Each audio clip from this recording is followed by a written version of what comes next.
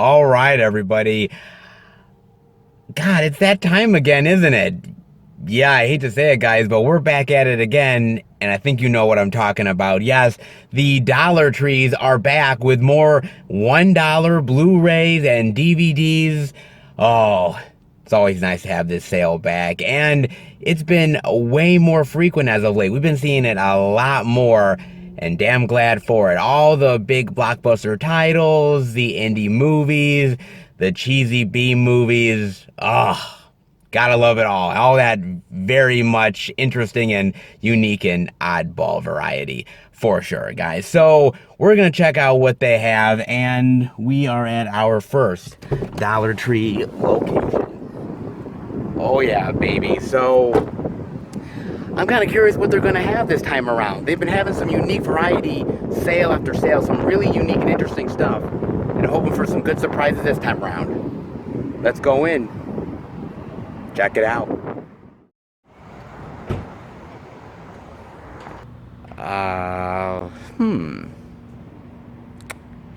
Books.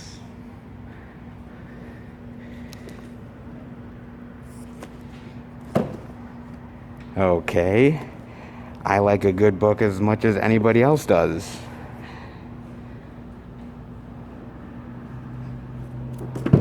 But, where exactly are the movies? Don't tell me I'm early yet again. Alright guys, look, I'm guilty, okay? I am here early. The sale has not actually officially started here where I am. So I think you guys know what that means. I am heading into the back room of the Dollar Tree in order to check out all the stock that they have. Yes, they have allowed me yet again to go into the back room and check out all the stock that they have. One of these days, I'm not going to be in the back room anymore. I swear to God, guys. But for the meantime, I'm still lucky. They're still allowing me, so guess what? I'm going to take it. So you know what? I get first dibs, and that's never a bad thing. So let's head in the back and see what they got. The inner sanctums of a Dollar Tree back room.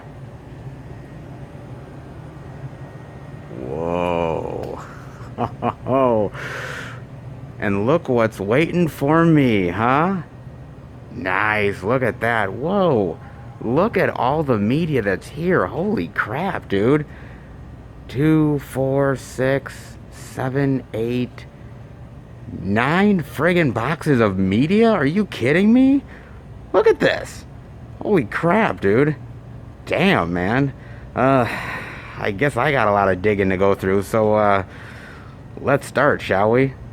And the first thing I'm seeing over here is they got Vampire Wars. Look at that, man. Great fucking cover, dude. I like that. Lincoln's Army battles the undead. Look at that. Fantastic, man. Holy shit. God. Well, this right off the bat, dude. This kind of reminds me of, like, Abraham Lincoln Vampire Hunter. Stuff like that, man. And it doesn't look half bad. You know, I got to admit, movies like Abraham Lincoln Vampire Hunter, I don't really take ultimately all that seriously. I mean, they're not bad movies. Movies like Abraham Lincoln Vampire Hunter, or a movie like, I would say, Pride and Prejudice and Zombies, like, they're good concepts, but I don't know if the movies were ultimately great. Like I said, good ideas, but the execution maybe faltered a little bit in my eyes. I mean, I don't know what you guys think. I mean, definitely let me know. It's an interesting idea. Civil War, the zombies, the type of weaponry they had back then, fighting the vampires. I mean, it's an interesting idea. Can it be executed extremely well? I like the cover, though. And truth be told, Abraham Lincoln Vampire Hunter wasn't outright terrible. It did have some good moments to do it, though. So, it could be good. And they got Tom and Jerry. Not bad. They got Oh, Walking Tall with The Rock. Very nice. Rock solid action. Very nice, man. Now, this is a remake to the original Walking Tall movie, I believe back in the 70s, if I'm not mistaken. I saw this remake. It wasn't bad. I mean, it's decent enough. Honestly, I think it's one of sort of the lesser Dwayne Johnson movies. I honestly think it is. The comedy stuff with Johnny Knoxville is okay. The action is okay. It's not really one of these movies that's really remembered by a lot of people as far as The Rock is concerned. Like, they don't really go out of their way to remember Walking Tall. At the end of the day, it's kind of a forgettable remake. You know what I mean? It's not bad. It's not great. It's just kind of in between. You know what I mean? Yeah, it's a decent action movie, but an action movie lovers fest or feast. I highly doubt it. Like, if you're a fan of The Rock, get it, but there's better Rock movies out there. I Am Bolt. Interesting. Probably a documentary on Usain Bolt. I gotta admit, this guy is really fascinating. I've kind of looked into him a little bit, because he's somebody who is like really, I mean, let's face it, the guy is like lightning speed. Okay, he is lightning speed, and honestly, I give anybody credit, whoever it is, sports wise, people like Usain Bolt and a lot of other people who can do things that I will never do in my entire life, and are very skilled and have paid their dues and have worked their asses off to get where they are. So I really appreciate that, and it's probably a really cool, fascinating story about the man. Interesting. Then they've got Roadkill, Fear the Skies. Look at that fucker. A sci-fi original movie. Nice. I like that artwork. Very nice. Look at that. A road trip they will never forget. Look at that, dude. Whoa. An exciting road trip across Ireland's countryside lakes. The dark turns. A group of friends have a hostile encounter with a pack of mysterious gypsies with a black mark of death. Never fuck with gypsies, man. Never fuck with gypsies. Don't these stupid fucking friends ever listen? Of course, the hot chick definitely has to be killed. This is kind of cool. You know what? Sci-fi, dude. God loves sci-fi, dude. Because I got to admit, man, they make some of the most cheesiest fucking shit you've ever seen in your life, dude. And a part of me kind of appreciates it, and a part of me kind of groans and kind of rolls my eyes. Because some of it actually is underrated, and it's actually not bad. And others, I'm like, oh, dude, I wouldn't touch that shit with a 10-foot motherfucking pole, man. I don't know where Roadkill kind of goes. The cover looks great, not gonna lie, man. The back looks pretty cool, but I kind of know these sci-fi movies can be a real junk, so I don't know, man. I don't know. Maybe good for at least a one-time watch, though. Roadkill. Not bad.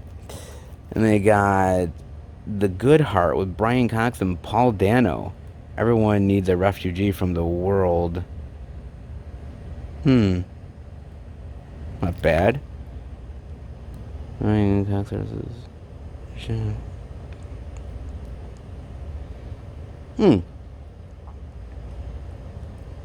Sort of drama.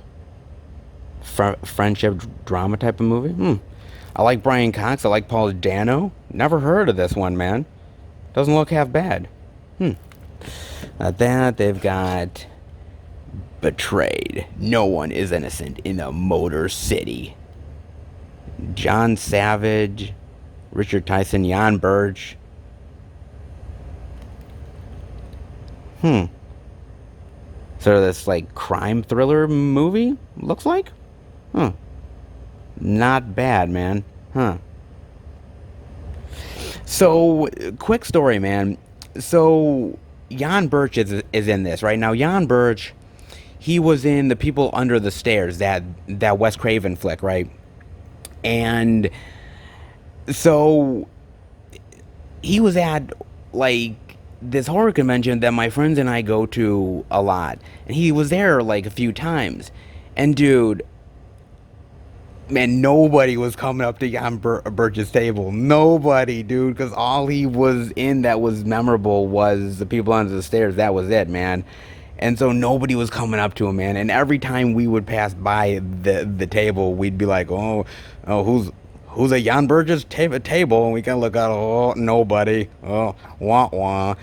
We're like, oh, no, dude. And I feel sorry for actors like Jan Birch and some of these people, man, because they're not bad actors, but they go to these conventions, dude, and they're only in one thing memorable, and it's not even that big of a movie, and, like, they're charging, like, $25, $30 for their autograph, and, like, bro, you gotta put that price down, man. Like, you're not that big to be charging that. But you know, Jan Birch is a cool dude, but still, man,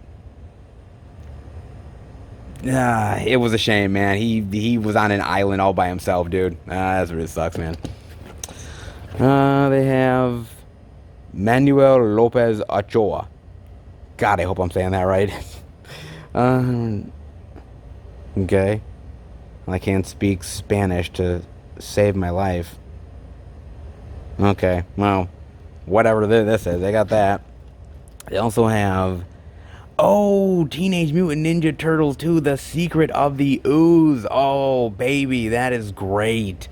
Holy shit, look at that. Damn. Dude, this is a great movie. Oh, okay. So, no lie, when I was a kid, I was huge into the Teenage Mutant Ninja Turtles, and I think a lot of kids were, to be honest with you, man. And that first Teenage Mutant Ninja Turtles movie is great. I think it's a goddamn classic as far as I'm concerned. And the second movie, dude, honestly, the second movie is equally as good. Honestly, it really is.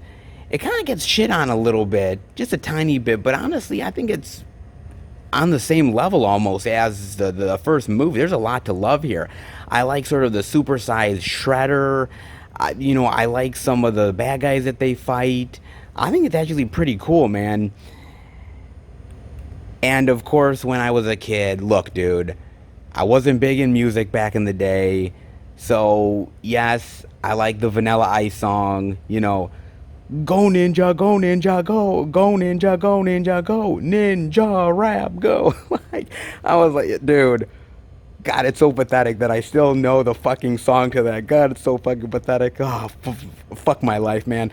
Look, dude, it was fun back in the day. I was a kid. Don't fault me, man, but I like this one. I like the ooze to it. It's actually pretty cool, dude. Like the third one isn't all that good. But honestly, like, the 1 and 2 is really damn cool, man. Oh, that's cool that they got that, dude. That's awesome. And, okay, Vanilla Ice sucks, to be honest. But, come on. That song's pretty cool still. I mean, come on. Then they got, the Final Girls. Oh, very nice. Look at that. Very cool. And Bloodbath. Very nice. Now, I got a chance to watch this, and I enjoy it. I actually really do. I think The Final Girls is not a bad movie. It kind of takes the 80s slasher genre horror stuff, and it kind of makes an interesting sort of horror comedy out of it. I like it quite a bit. I think this is a fun slasher movie. I really do, man. It's a great homage and love letter to those slasher films of back in the day. It's not a bad movie, dude. I really enjoyed this one quite a bit. Really great actors in here. Tessa Farmiga, Adam Devine, Malin Ackerman, a lot of really cool people in here. It's not a bad movie, dude. Like I said, I think you would appreciate this movie if you watched a lot of those 80s slashers, the Jasons and the Michaels, and, a lot of those old school slasher stuff. I think if you haven't, I think you would still like the movie, but I think you'd appreciate it more having all that knowledge of the 80s slasher stuff. and appreciating sort of the references and a lot of the in-jokes that only fans of the genre would really get. But it's really cool, though, man. I'm surprised they have this, man. That's really awesome. And that, they got the Racketeers. Interesting. Not bad. They have Don't Kill It with my man Dolph Lundgren, baby. Bring on more demon killing mayhem. Very nice, dude. I've talked about it in the past, dude. I love my Dolph. Dolph is awesome, dude. I've said it many fucking times, and I'll still repeat it to this day. Dolph is one badass motherfucker. I remember seeing this when it came out in like stores, like at like Walmart and Target and Best Buy and everything. And I kind of was interested in the movie, but I didn't want to pay like full price to check it out. But it's like $1, so I may have to give this one a look, dude. I mean, I love Dolph, dude. Dolph is one badass motherfucker and doesn't get the love sometimes that he really deserves. But hopefully people sort of re-look into Dolph, because, man, the guy's awesome, dude. They have... Nope. They have Hello Kitty. Obviously, it's for kids, dude. I was never a fan of Hello Kitty, but kind of weird, though, is because Hello Kitty is not just a kid thing. Like, really, like, I see, like, teenagers and young adults have, like, Hello Kitty, like, backpacks and stickers and emblems and everything, and I'm like... Really? Whatever, dude. I mean, look, man. People can be into whatever they want to be in. It's cool. I'm into some weird shit also, but... Hello Kitty's mainly a kid thing, isn't it? Okay, that's what I thought. Then they have The Lost City. Directed by Andy Garcia. Really? Dustin Hoffman, Bill Murray? I could have sworn I've heard of this one, but maybe not. Many others.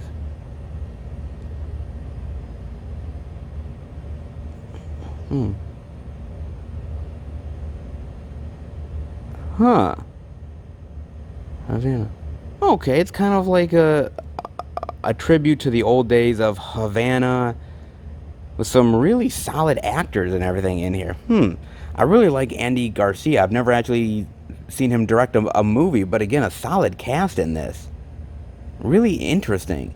Seeing sort of Bill Murray and Dustin Hoffman work together. The last time they worked together was Tootsie. Really long time back, dude. So wow, that's sort of a blast from the past. Not half bad, actually. Then they've got another sci-fi original movie, Behemoth. A mountain, a monster, a massacre. Look at that. Another really goddamn good-looking cover. Shit. Look at that. Man, I would run, bitch, because that thing is hungry as fuck, man. Oh, my God. Look at that. From the depths of the earth, it will rise. Oh, that's cool, man. Huh. It kind of looks cool, but again, man, these sci-fi movies, man, there are a lot of fucking G's, dude. So I don't know, man. It looks kind of cool to me, though. It was cool, kind of unique. I'd be interested to check this one out, dude. Probably the creature is like really crappy CGI, but I kind of like the design, though. Gotta love those craptacular sci-fi original movies. Whole bunch of cheese on that one. Arts and Crafts play date. Venus and Serena discover the truth behind the legend. I never really got into tennis. Tennis is not really my thing. I mean, I tried it back in high school, and I couldn't actually hit anything to save my life. In fact, I got hit more with the ball than actually hit the goddamn thing. But I do appreciate, like I said with the Usain Bolt thing, I appreciate Venus and Serena, and I appreciate a lot of these sort of people doing things that I would never do in my entire life or can't even accomplish. So I appreciate them, and they're two really strong women and really great competitors, so it's probably a cool story, man. That they got You Can Do. I can't do. Ah, more Her. We've seen this at various Dollar Tree sales. Great fucking movie with Joaquin. They've got the music box. Look at that. She's right behind you. Evil things come in small packages. Well, that's right. Shit, the music box. That looks cool. Whoa.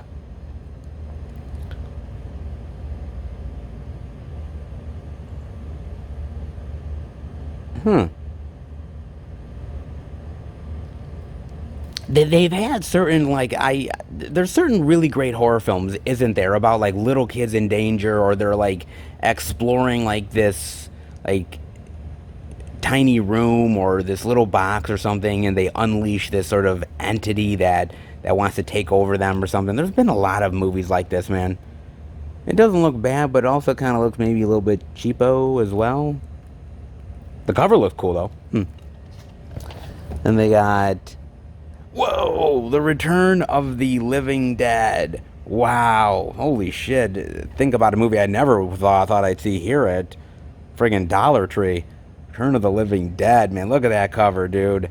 That melting zombie motherfucker. Look at that. Pure joy, man. Oh, great. Dude.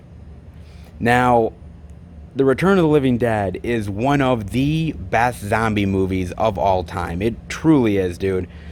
It's funny, it's horrific, it's creative.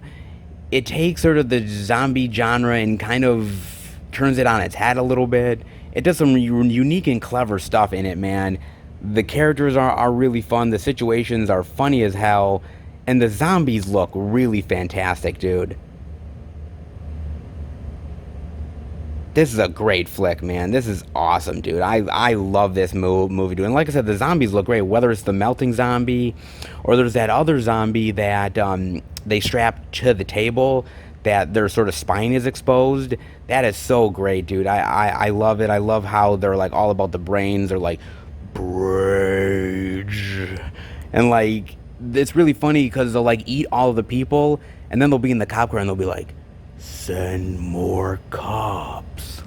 It'll be like that, and you're like, the zombies are funny too, and this is one of the first instances that I remember watching of like fast moving zombies, and I thought that was so scary to me. Like you just can't get away from these fuckers no matter what you do. Like the slow ones are really terrifying still, but there's something about you can try to get away from them if there's not too many of them, but with the running ones, dude, you are like fucked. Unless you're a triathlete like Usain Bolt, like my fat ass would die quick. The good thing about me is I don't have a lot of meat on my bones, so like maybe they won't take me first, but I'd still be fucking terrified, dude. But fuck, man, I'd still be screwed. But this is such a great film, dude. I love zombies, and the zombie genre is a little played out right now, but it's movies like The Return of the Living Dead that I go back to and watch over and over, man. So good, dude.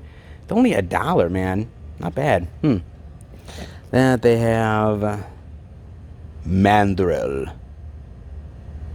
Pretty cool cover, actually.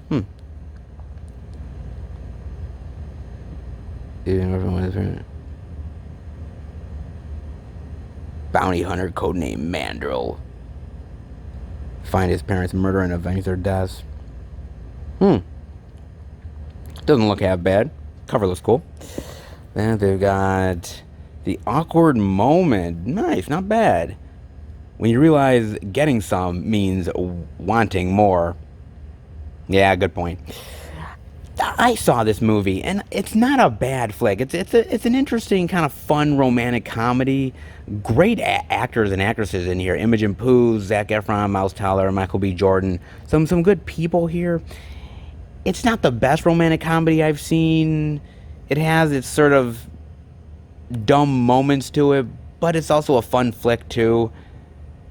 It's kind of about the idea of like hooking up with people, but then you get to know them more and you want more out of it, and it soon develops into a relationship and that kind of thing.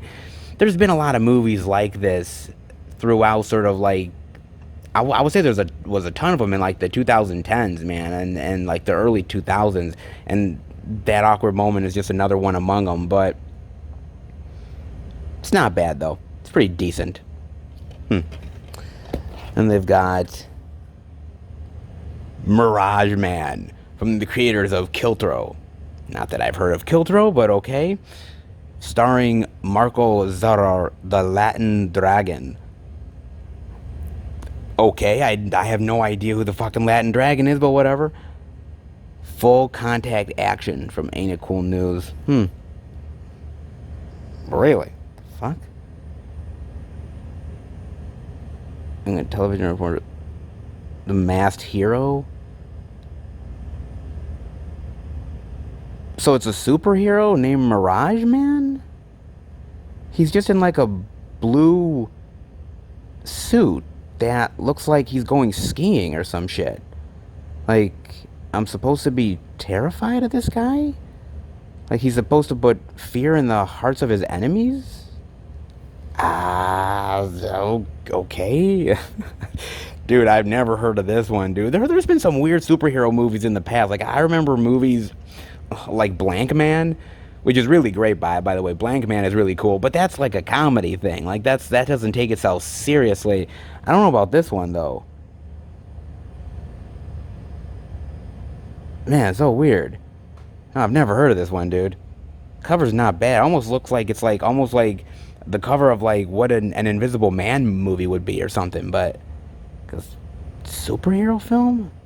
Dude, this is weird. If you've never heard of that, definitely let me know. More Sesame Street goodness. They've got Igor, monstrously funny and clever. Very nice. Look at that. Not bad. Kind of a cool little sort of kids horror animated movie, man. It's got Steve Buscemi in it. Jay Leno, John Cusack plays Igor, John Cleese. It's not bad. Like, you know, I always say, like, it's always interesting getting kids into horror flicks because a lot of them, I hate to say it, are not really for kids. They're for, like, you know, teens and up. And kids, it's kind of hard to get them into certain stuff. But things like animated stuff like Igor is a really good way to sort of get them into the genre. It would be really cool, man. Probably a fun animated flick. Not bad. Then the other things they got Now Rogers and Chic. Another one of these live in Montreux 2004. I guess if you like Chic, then for $1, why not, right? And on to the next box of media goodness. Made for Each Other. Or James Stewart. Really? Wow. Look at that. Good Lord, man. Not half bad, man. Look at that. Old school flick. Some old school goodies here over at the Dollar Tree. The rise and fall of a bar mitzvah MC? Get the fuck out of here. What the hell is this? What? A bar mitzvah MC? Is this real? Well, what is this, man? A high intensity, high energy romp is not the man. He can't dress, he can't dance, and he's still, well, totally clueless. So when the premier New York City event planner offers to make him a star in the Big Apple bar mitzvah scene. Really? Dude, I've never heard of this. What the fuck? Whoa. Dude, I'm Jewish. And I'm even ashamed of all of this. Like, what the fuck? Like, the rise of all of... I never even, like... It's probably a cool little comedy thing, but I'm like... Is a bar mitzvah MC really a thing? Like... Not when I had my bar mitzvah. It was just like bad like Yentl music. But like, really? What the fuck? Like the underground bar mitzvah MC world. This is so weird. Dude. What the fuck? Like I'm Jewish and I don't promote this, dude. just so y'all know, man. Oh, whoa. Okay. The Citizen Soldier, which we've seen before at previous sales. A Demon Hole, not bad. I know we've seen this at previous sales as well. Not bad there. Oh, interesting. An 8-movie Western pack. Ah, used to be from Kmart. Used to be $5, so it went down by $4. Huh. Probably is a cool pack. I have to admit, like I said before, man, Westerns are not my favorite genre. It's not that I hate them, it's just that I don't find a lot of them entertaining enough to want to put in the collection. Like, there's only a few that I really, really love, and outside of that, everything else just sort of doesn't really compare. But if Westerns are your thing, an 8-movie Western pack is not bad, especially for $1 when it used to be at Kmart for $5. So, El Dorado Temple of the Sun. God, I swear I've seen this one over at like Walmart or something before, and now it finally hits like at the Dollar Tree. I kind of look at these sort of El Dorado sort of ones like they're kind of trying to be like Indiana Jones or something, and I'm kind of like they're kind of the bottom basement of like trying to like compare yourself to Indiana Jones, and I'm like, you can't do it, dude. You deserve to be at the Dollar Tree, and well, here we are. It's probably not bad, but I'll take my Indiana Jones. American Hangman. I know we've definitely seen this one before. This was the one about the judge, I think. Yeah.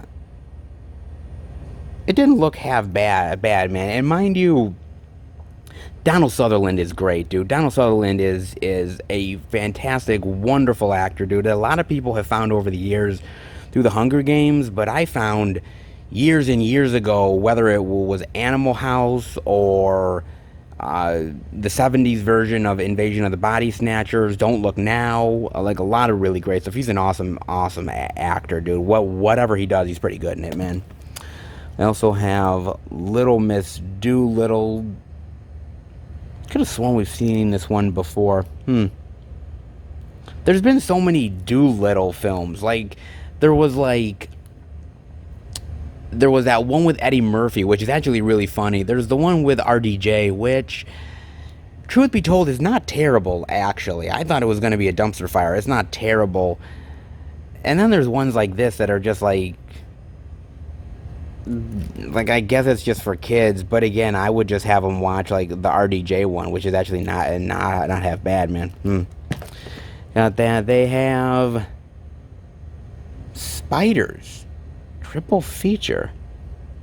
They feed while you sleep. Look at that cover, though. That is a great fucking cover, dude, for Spiders. I don't think I've ever heard of Spiders, actually.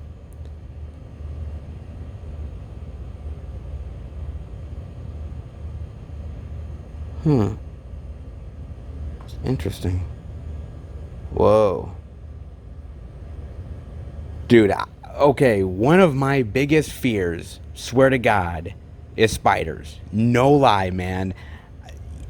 Dude, I think it goes back to a long time ago, watching a movie like Arachnophobia. Watching that movie, dude, and it just got under my skin, man. It just did. And even like a movie like back in the day with Arquette, like Eight-Legged Freaks, was one that I really like enjoyed as well. And this looks really interesting. I kind of want to check this one out. I mean, I'd probably like creep me the fuck out, but Spiders 2, and Spiders 3D. There's not a lot of really great like killer spider movies.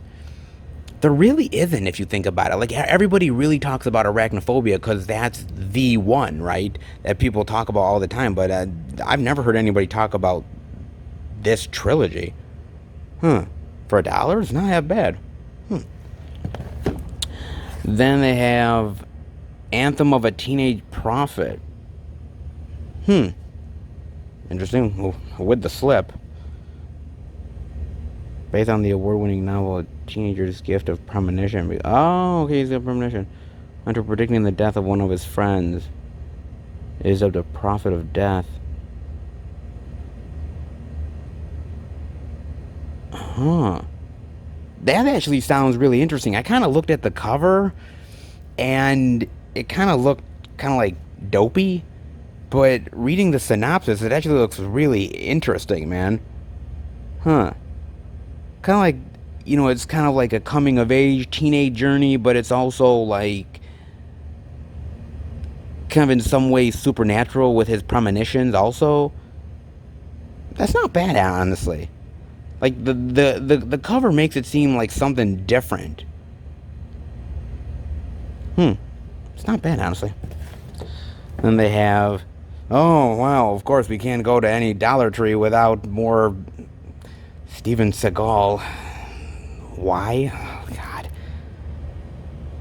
Ex-Special Forces agent and Kung Fu expert, Axe Steven Seagal. Dude, Steven Seagal's a joke now, dude. I'm not gonna lie. Steven Seagal's a goddamn joke, man. Back in the day, Steven Seagal was the man, dude. Like, you talk about, like, movies like Under Siege, the Out for Justice, stuff like that. You're like, oh, man, this guy's badass. And then somewhere along the line, he, like, his ego, and he just became a, you know, a joke of himself. And he's always tried to bring back the glory days, but he just can't do it, dude. He's really lost it. And I remember when I saw sort of his big, I guess his comeback, which was Machete, and I saw that movie, and I'm like, dude, this guy is so out of shape. He's lost it. Like, he can't do a fight scene to save his life, man. And if you compare that to, like, Jean-Claude Van Damme, like when he did, I think it was Expendables 2, if I'm not mistaken. I think it was Expendables 2. And, like, Jean-Claude Van Damme could still kick ass, dude. He was still badass, man. Like, he could still do a fight scene. And you're like, okay, this guy still has it. And then you look at Steven Seagal, you're like, dude, like, he's way off the train, man. Way off the train tracks. Like I said, I'm old school Steven Seagal, but new school, dude, yeah, that guy's a joke, man. The Guard of Auschwitz, which I know we've seen at a previous sale before. Not a bad movie. Anthem. Damascus Cover, which I know we've seen before during another sale. We've seen that.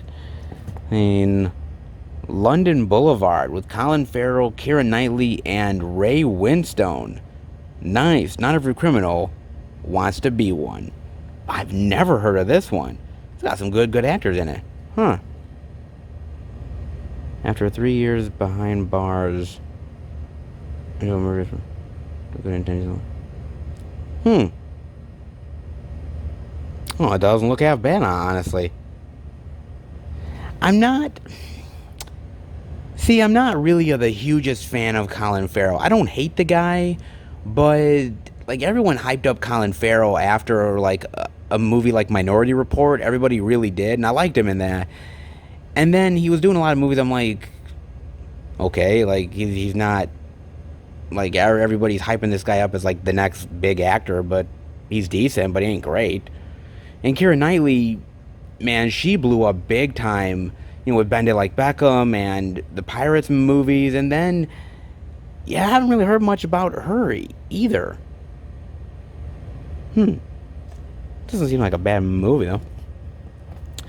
They have Closed Circuit. That's interesting. Eric Bana, Rebecca Hall, Jim Broadbent, Kieran Hines. From the producer of Tinker Tailor Soldier Spy. They see your every move. Well, that's interesting. It's not bad. Look at that. That's pretty cool. It is a riveting, suspenseful mystery.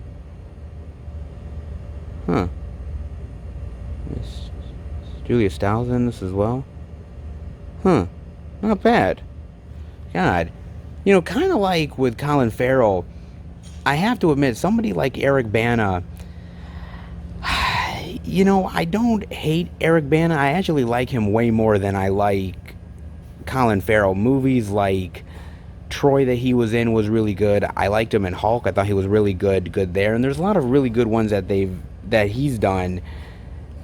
And I think he is slightly better. I think he does a better job as his acting ability, but you know, I don't really know, man. I mean, it looks good. It looks like a good little sort of mystery spy thriller, kind of. I wasn't the hugest fan of Tinker Tailor Soldier Spy, though. I thought that was like really kind of boring. Doesn't look that bad, though. Interesting.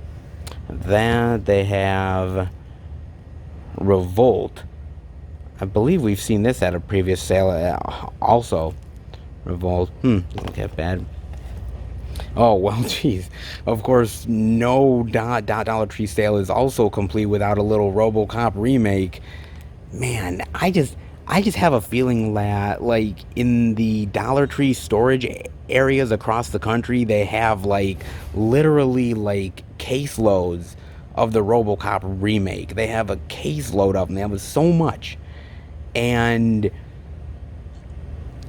they're just like, you know, we're just gonna give this store 5 and give this store 2 and give this store 3, and we're just gonna pepper it throughout the country, and just when they think they haven't seen enough of it, we're gonna bring them more. I'm like, oh fuck. I have a feeling we're just gonna see this at every goddamn Dollar Tree sale. It's just gonna float around forever. Kind of like one of those turds that are just gonna sit in the bowl and never completely flush down. Oh god, man. It's, to be fair, it's not the worst remake, but it ain't the best, dude. And I look at, why even remake RoboCop? Because RoboCop is so awesome, dude. But shit, man. I don't know, dude. It was kind of just a dud of a remake, and it just felt so pointless. Some of you guys really like it, but for me, that's a hard pass. Hornet's Nest, which I believe we saw Hornet's Nest before during one of the sales. I think we did. That they've got, Teenage Mutant Ninja Turtles. Now this is the animated one. I gotta admit, I don't think I've seen this one. I think I've seen some of the other animated Teenage Mutant Ninja Turtles, but not this. I think at this point I wasn't really a fan of Teenage Mutant Ninja Turtles anymore. I wasn't really like getting into them. And I'm more of like the old school ones, like that original Teenage Mutant Ninja Turtles movie and the second one, obviously, but I'm not sure if this is a really great one or not. The animation, just from the cover and the back, doesn't look really great to me. I know Teenage Mutant Ninja Turtles is still really popular with a lot of merchandise and everything like that, and I think it still has sort of an animated show, I think. But, you know, me being an old school fan, those were the days, dude. They have that, they have, oh shit, really? They have a Fast and Furious movie for $1. Tokyo Drift. Okay, so look. I know. When we talk about the Fast and Furious franchise, the red-headed stepchild among all of the Fast and Furious movies, and let's be real here, is Tokyo Drift. But you want to know what, man? I actually like Tokyo Drift. I actually really do. And I may be one of the only motherfuckers that actually likes this movie. Because I like the character of Han. I like the American going overseas and sort of, you know, trying to be the tough guy. Hell, I even like Lil Bow Wow in this thing, dude. So, I mean, it's got its fun moments. I think the driving stuff, the drifting is really cool in this movie. And actually, it's the first movie in the series directed by Justin Lin. And he went off to do, I think, 4, 5, and 6, if I'm not mistaken. Maybe 7 as well. No, not 7. James Wan did 7, but like he became a huge staple of the franchise as a director. And actually, this movie it's so weird because for a while the movie wasn't really connected to the series for a while. Like, Han was in, like, those later movies, but those later movies were a prequel, but it didn't really connect to the rest of the franchise until, like, I believe, like, maybe part 7 or something like that was when it was finally, 7 or 8, when it was finally, like, connecting to the series. And I'm like, finally, we're connecting to Tokyo Drift. Jesus, man.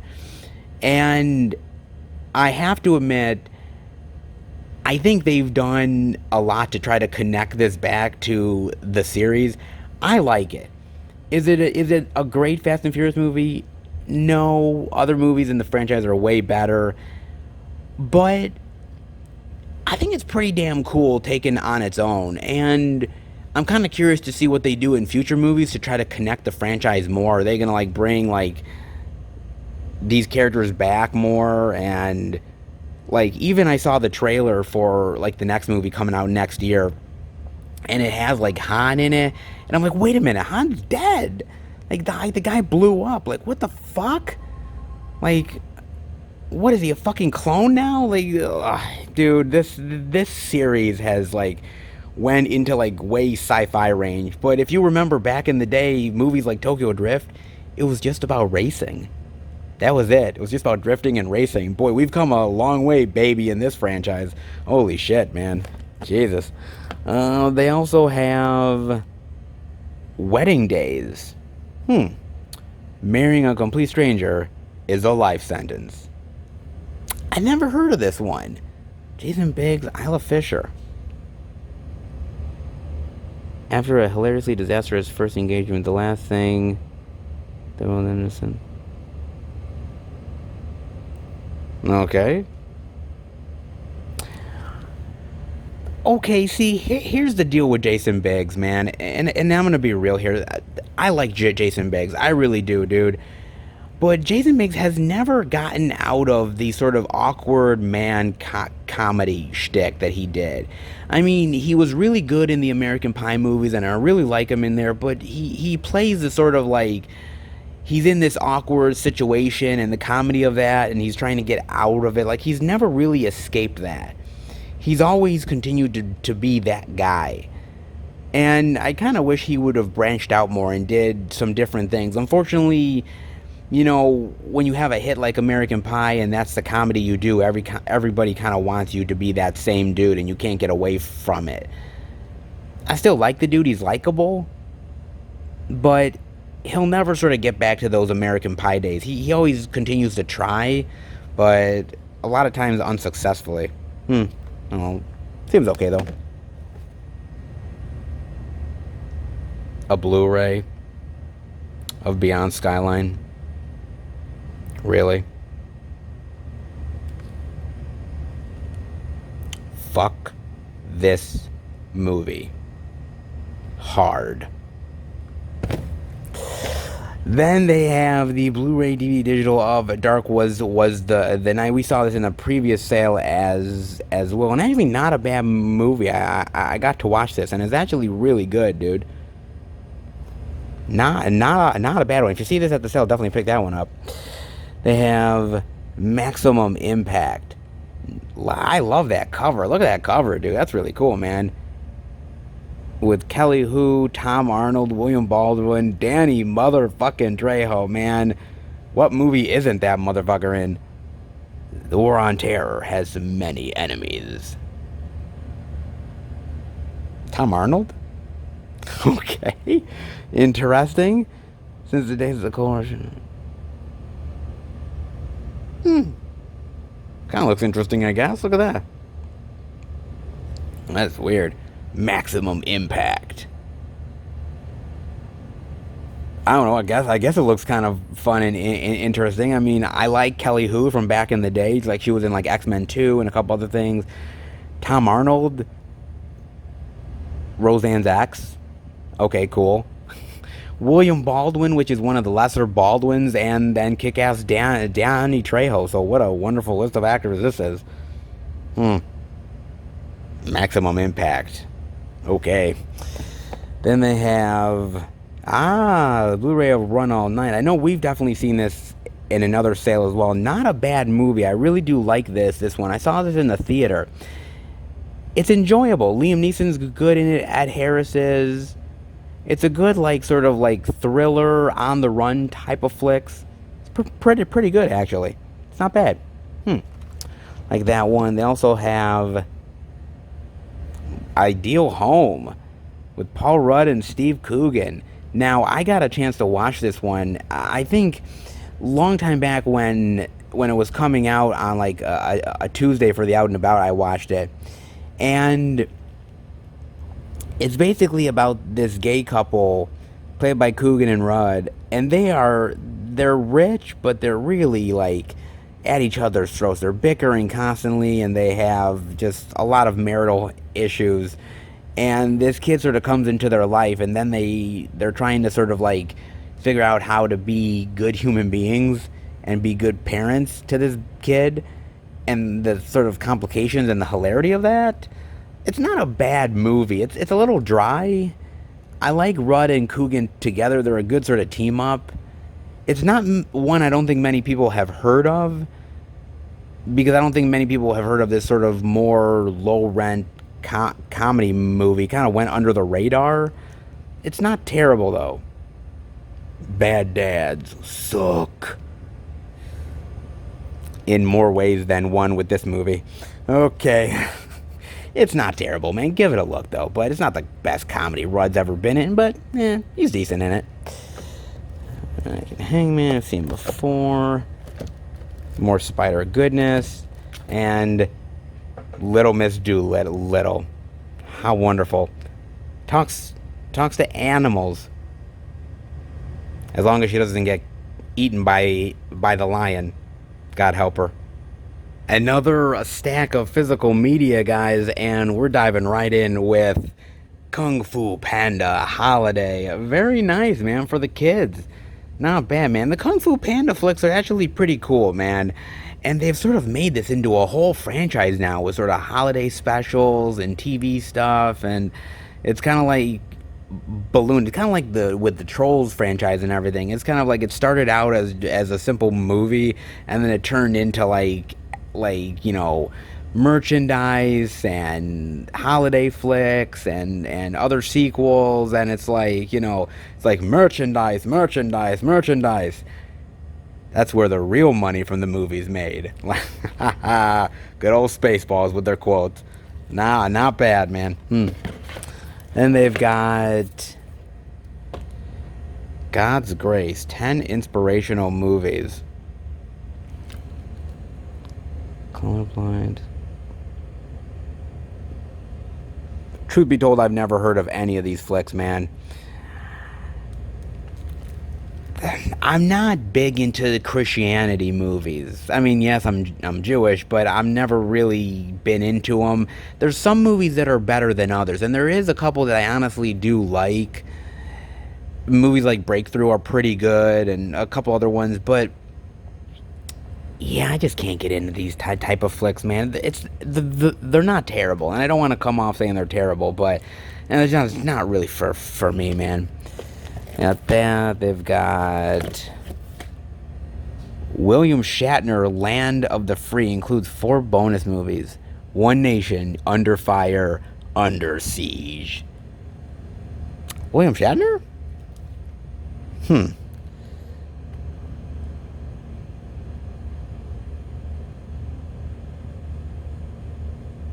Ice has Tracy Lords in it. Oh, fuck.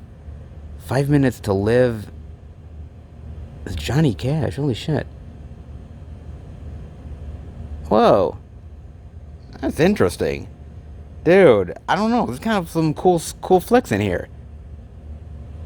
It's not half bad, man. Land of the Free. Kind of looks cool, dude. Interesting sort of thriller with William Shatner. He's like, let the president go. Classic Shatner. That they have The Phenom, which we have seen before at previous sales. They have that. They have The Revenge of Robert, which you've seen that previously. The better half with Chris Parnell. The afterlife has its ups and downs. Apparently. Fuck. And 2 bonus movies. Noel and Wildflower. Huh.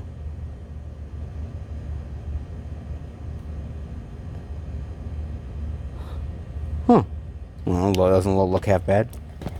At that, they've got... Oh, shit. Madagascar Escape to Africa. Shit. The Blu-ray. Not bad, man. The Madagascar movies are pretty fun, though, man. I do really enjoy them. They're not half bad, dude. The most of these animated movies, honestly, are not for me. But I think for kids, they're pretty fun, though, man. And I like the voice acting, and the animation ain't half bad.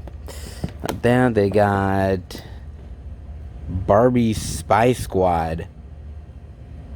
Barbie is now a spy? Okay.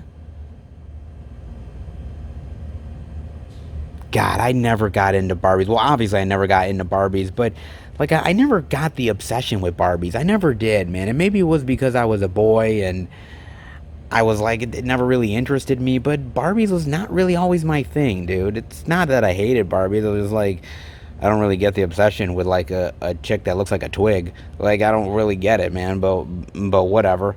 I mean, you know, she's perfect, and in the world, perfection doesn't really exist, so why are we normalizing Barbie? I don't really get it, man. But I mean, it was big. It still is to this day, man. I don't know. Doesn't make any sense to me. They got that. They got Monster High Great Scarier Reef. Okay. Interesting. I never heard of Monster High. Interesting one for kids, apparently.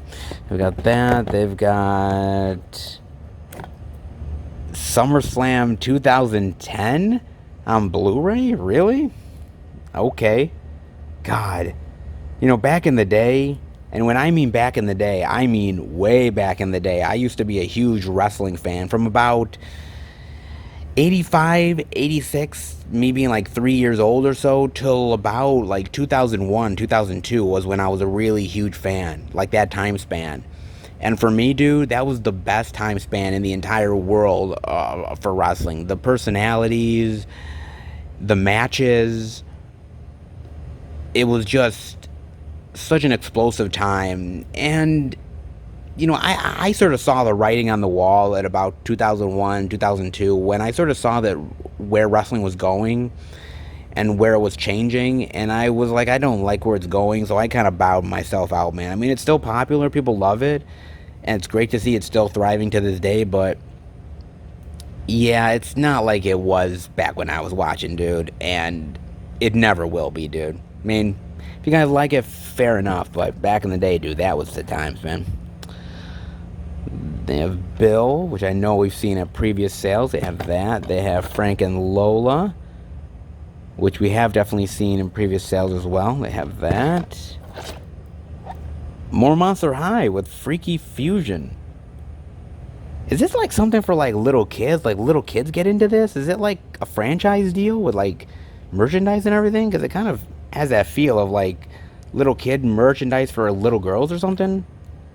Like, it's almost like something that you'd see in, like, if little kids had a version of, like, Hot Topic or something that they could go to. Kind of weird. Jesus Christ, more fucking Monster High? What the fuck? And it's got, like, this... Yo, this is so weird, dude. So it's got, like, this slipcover on it, right? And the slipcover, like, it's a Monster High movie. But it's got a slipcover for Despicable Me 3. Like, that is so weird, dude. So, like, it's promoting Monster High and Despicable Me 3 together? I don't think I've ever seen a slipcover like this. That is so weird, dude. That's so odd, dude. Whoa. I don't know if you guys have ever seen a slipcover like that. That's so odd, man. Shit. That they have Whoa, Hot Wheels. Holy shit, man. This one takes me back. Hot Wheels. God damn, dude. That was like a thing back in the day. And still is, actually. Because I think I've seen like kids buy like Hot Wheels all the time. I'm like, my God, dude. Like Hot Wheels is still a thing to this day. Like it survived like generations. I don't know. Kids love cars, dude. What can I tell you? Then they've got... Ooh, The Gift. I know we saw this in a last sale. But guys, if you have never watched The Gift, do it, dude. Because this movie is utterly fantastic, man. Bateman, Rebecca Hall, Joel Edgerton, great. Joel Edgerton directs this movie. Does a fantastic job. And The Gift is one of the first times that I ever got to experience, like, serious Jason Bateman. And I just remember loving it. And I remember, like, movies like this, and I think he had a small role in that movie State of Play, where I was like, okay, man, he's a serious dude. Like, now we sort of look at not movies, like TV shows like Ozark and The Outsider, and we're like, oh, like, serious Bateman, dude. Like, he's really cool at being a serious actor. But you gotta remember, dude, like, I remember Bateman from, like, back in the day with, like, Teen Wolf 2 and shit. Like that's the Bateman I know. So it's like seeing the serious, like, you know, thriller type of Jason Bateman was kind of new to me. But I liked it, dude. I liked him a lot, man. I like the story here of this sort of stalker, like, dude. It's a really cool flick, man. And I gotta get into more serious Bateman. Now, mind you, I haven't watched a single episode of Ozark. I know you guys are probably thinking to yourself, like, oh my God, he's not watched fucking Ozark? Dude, what is he, fucking nuts? Like, dude, I get it. I gotta watch Ozark, man. I love Bateman. I gotta watch it. But you gotta remember, dude, like, some people have found Bateman through serious stuff, but me, I found Bateman through, like stupid shit like Teen Wolf 2. So it's kind of cool that he's sort of evolved as an actor, man. He's really cool, dude. It's got then The Easter Story, which I know we've seen before previous sales. Dark Country with Thomas Jane and Ron Perlman. One Wrong Turn, Into the Dark. Let's look half bad. What's this about? A psychological thriller that puts you on the edge of your seat. In his feature film debut. His feature film directorial debut. Okay. Lauren goes through a mysterious car race river, and the man forcing the newlyweds to do the unthinkable. Oh, that's interesting. So Ron Perlman plays like the evil dude, I assume, or something like that. Huh. Oh, it looks honestly really interesting to me. It's a young Thomas Jane, though, man. Shit. Dude. Oh, looks kind of cool. I've never heard of this one. It's not bad. I got Headshot, which I believe we've seen Headshot before at a previous sale also. Didn't look half bad. Then they've got... Ooh, Pulse, the original J-horror thriller that inspired the remake. Holy shit. Dude, consider me shocked that we're even seeing this at the Dollar Tree. Holy fuck. A J-horror movie at the fucking Dollar Tree. Oh, fuck, man. I remember seeing the remake, the Pulse remake, and the Pulse remake is not terrible. I actually kind of liked it. But I never saw the original. See, what's interesting to me is that, you know, J-horror started overseas. You had movies like The Ring and The Grudge and Pulse and all those. And then, obviously, it was so popular that, of course, U.S. had to remake that shit because, you know, why can't we do anything original here? But, see, some of the stuff was good and some of the stuff failed. Like Pulse wasn't terrible, but it wasn't as good as the remake to The Grudge or The Ring, stuff like that. And then after a while, we sort of beat the J-horror stuff here in America sort of like really over its head, dude. Like with multiple sequels and watered down movies, and suddenly sort of the J-horror trend sort of died off really quickly. But there is still some good stuff overseas that is J-horror, but the original stuff is still great to this day, or at least some of it that I've seen. That's interesting. I gotta definitely watch this, man. God, you know, Paul's Wall. That's a shocker. Is here. More of The Gift. Isabel dances into the spotlight. Definitely not for my ass. The Lodger with Alfred Molina, Hope Davis, Shane West, and Simon Baker. Not a bad cast. Look at that. Everyone is suspect. Kind of looks pretty cool. What is this? An all-star cast where everyone is suspect.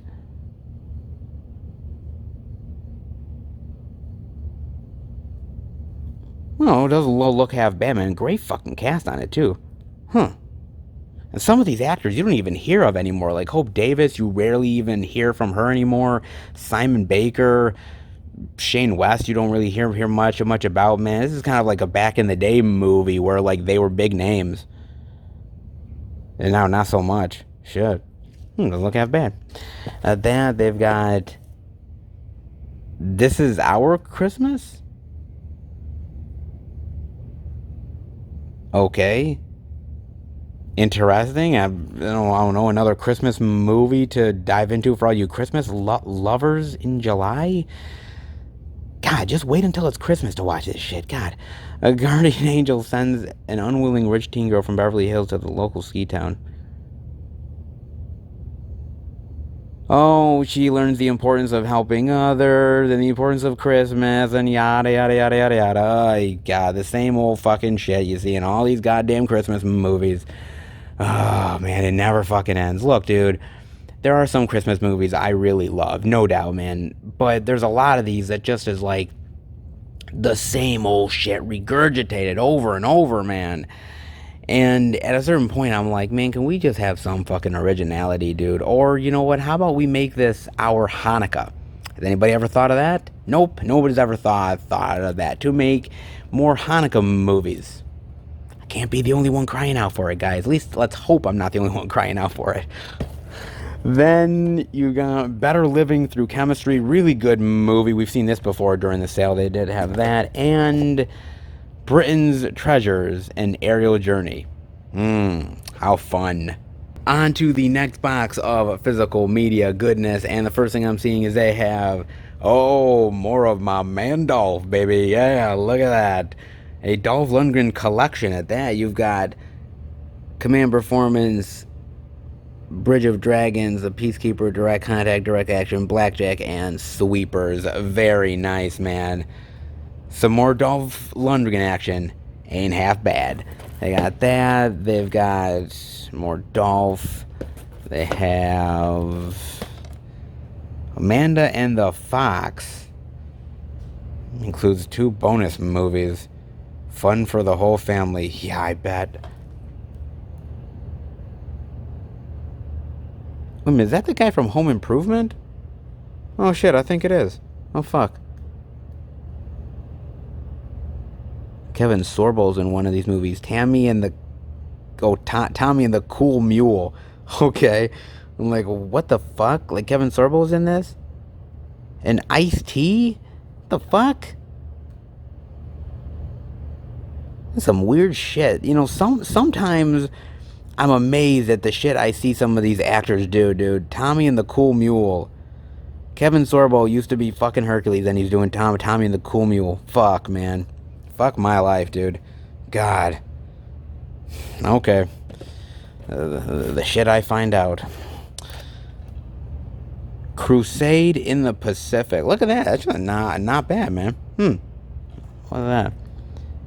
24 features. Holy shit. Fuck, man. Damn.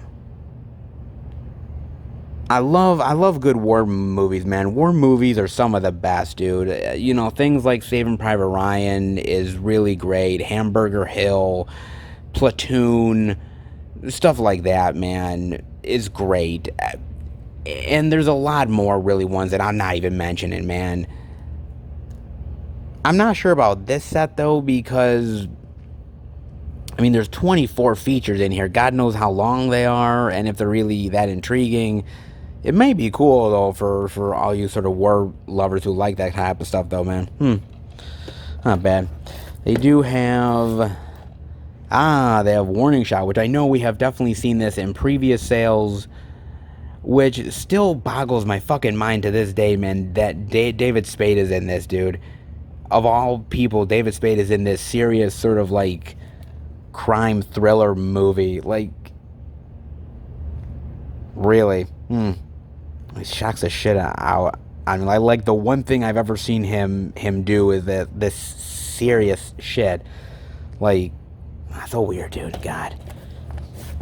They have that. They have The Hitman Never Dies. Michael Ironside with 2 bonus movies. Blackmail, Murder, Octopus? Okay. Kind of looks almost like the low rent version of Bond, doesn't it? It kind of does, man.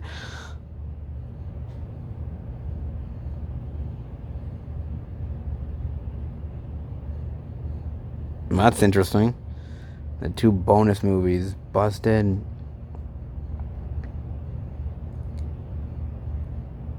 Fell of a Murder. Chris Klein, Jake Busey, Fred Durst. Get the fuck out of here, man. Fred Durst from Limp Bizkit, Fred Durst? What the fuck? Dude, that is so weird, man. Whoa. Man, this is an oddball collection of movies. Fuck, that's weird. Attrition. I have... Ooh, Carnival of Souls. Welcome to Hell. Includes 4 bonus movies. Interesting. What are the movies? The Bat. Vincent Price is nice. The Last Man on Earth. Another Vincent Price one. White Zombie. Oh, shit. Damn, dude. This is actually a pretty cool collection to get, dude. Like, usually some of these collection sets that I see at the Dollar Tree here, I'm like, they're not really worth it. But I have to admit, dude, like, this one looks really cool, man. Some Vincent Price movies, Bela Lugosi stuff. Carnival of Souls doesn't look half bad either. Like, this might be one worth checking out, dude. Especially if you haven't gotten into some old school horror for $1. That's not bad, dude. And of course, it has to come from Walmart. Very nice, man. That's not half bad, dude. It's pretty cool. That they have... Oh, well... Croczilla. Japan was just the appetizer. Oh, boy, man. Plus 7 bonus movies. And, of course, this fucker comes from Walmart. Look at that, man. That gay gator is out for blood, baby. Croczilla. Attack of the Giant Leeches. Piranha. The Giant Gila Monster. The Killer Shrews. The Phantom from 10,000 Leagues. Voyage to the Prehistoric Planet. And Creature. Some of these movies are really cool. Like, Piranha's really cool. I know... Creature is not half bad. I know I've seen Creature before. But the rest... I have not, dude. Some of these ones look really cheesy as shit, dude. Like Attack of the Giant Leeches? Or the Giant Gila Monster? Dude, this is some weird shit, dude. Some of it probably looks really fun, but... Oh my god, man. This is like there's some hidden gems among these 8 flicks. But it's like, oh my god, man. Like, we gotta suffer through Croczilla and weird leeches and shrews.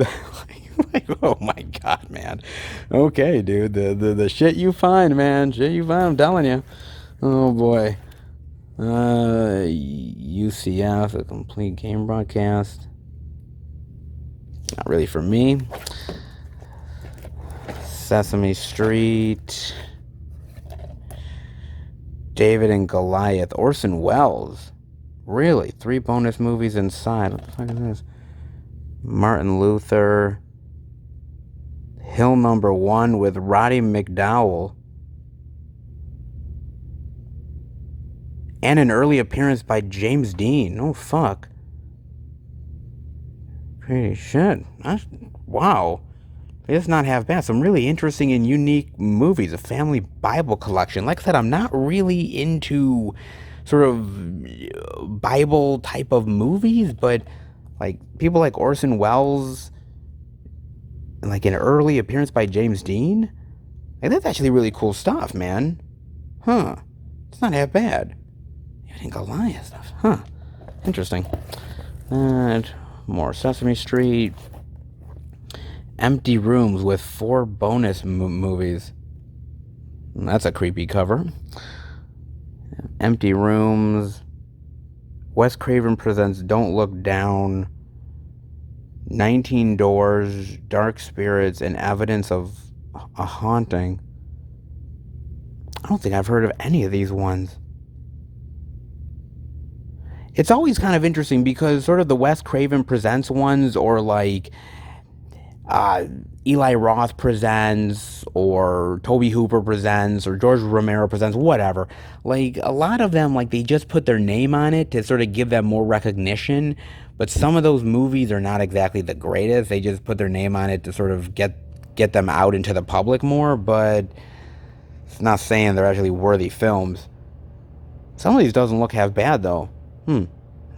Interesting collection set. Of that, they have Planet Earth. Have more Sesame Street. Broke. Directed by Billy Corben. Interesting. 30 for 30. They have that. They have Paranoia, very nice, with Liam Hemsworth, Gary Oldman, Amber Heard, and Harrison Ford. Dude, I saw this movie in the theater, man. I saw this shit, dude. And let me tell you, it ain't a great movie. It's kind of like this sort of cat and mouse game, sort of thriller type of flick. Not really effective, man. The romance aspect between Liam Hemsworth and Amber Heard is like completely useless. They completely misuse Gary Oldman and Harrison Ford's great acting talent. You know, there's like a great line that Harrison Ford has in the movie, and I forget the quote of it. It's like something about, like, I'm gonna put my knee on your neck, or something like that. Like, he's being cranky old Harrison Ford. But, dude, see, it's movies like Paranoia, man, because, like, Liam Hemsworth, no offense to Liam Hemsworth, dude, but he's not really that great of an actor, dude. He really isn't, man. I mean, Chris Hemsworth is so much better, man. He's sort of he really is the poor man's Chris Hemsworth, I hate to say it. Like, he's that, and Amber Heard, dude. Man, with all the shit going on with Amber Heard, with that whole, like, Johnny Depp shit, man, like, dude, like, cancel culture is gonna cancel her ass, dude. I mean, let's be real, man. Shit. It's not a bad movie, but it's just kind of, yeah. And I paid full price to watch that shit. They have, oh, nice, Taking Woodstock. Oh, very cool, man. Nice to see this here. God, I haven't watched this in a long time. I remember watching this, and I actually really did enjoy it, dude. I thought this was a fun flick, man. Sort of like getting how Woodstock started, and sort of the hilariousness of these sort of people in this sort of farm land, sort of letting these hippies in, and sort of the comedy of that.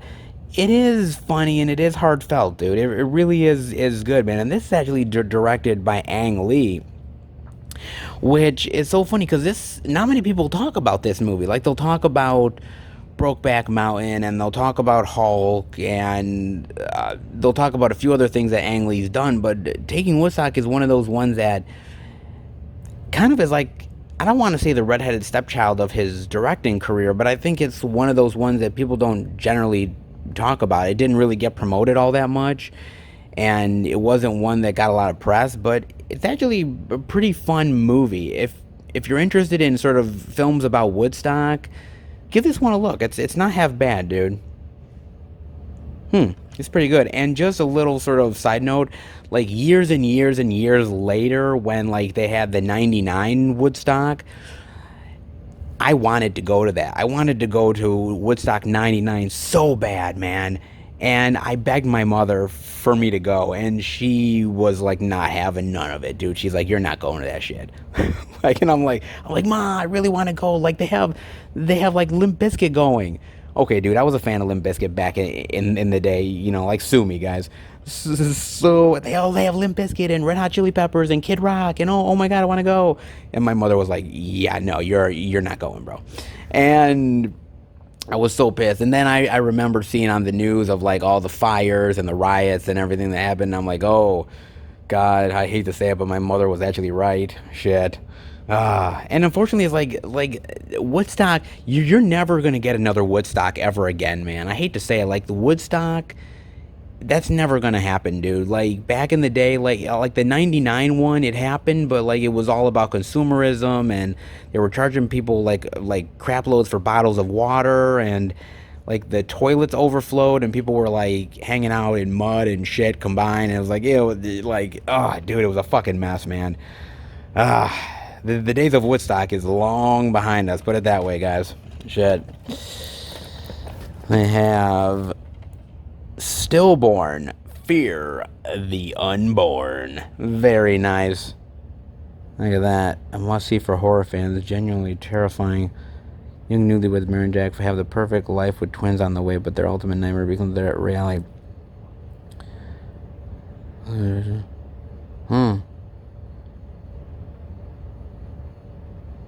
Interesting. A supernatural beast. These movies are good, man. There's so much like evil kids or evil entities wanting kids type of movies that you never really know what's good or bad anymore. You can find a really great gem where you could wade through a lot of shit and be like, oh man, this is really bad, dude. I don't know where Stillborn kind of goes. It kind of looks cool though. Doesn't look half bad, man. And of that, they have Mirrors 2. Interesting. The Terror Lives On.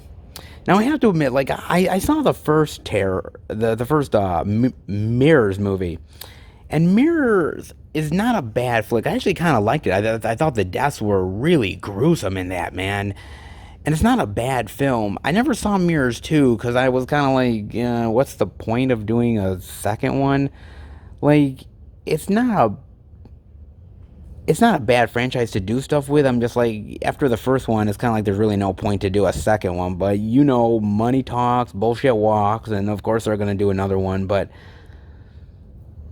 I would just watch the first one, dude. I mean, I'm sure this is not a bad movie, but compared to the first Mirrors, I doubt it's going to be half as good, man. A good cover, though. That they have Survivor Series 2013. Okay, got that. They got The Phenom. Got Holy Night. This Christmas, toys will be toys. Okay, interesting. Another one of those wonderful Christmas movies in July. Oh boy, it looks okay. Holy Night looks interesting. They have that. They have Monster High, Survivor Series 2010, Ninja Turtles: The Next Mutation. What in the fuck is this? Dude. Oh my God. I have never seen anything like this. Look at this. This is like the low-rent Ninja Turtles. Look at their faces. Dude, it's like they're drunk or high on crack. Yo. It's looked like their faces are like melting into themselves. Like, what the fuck?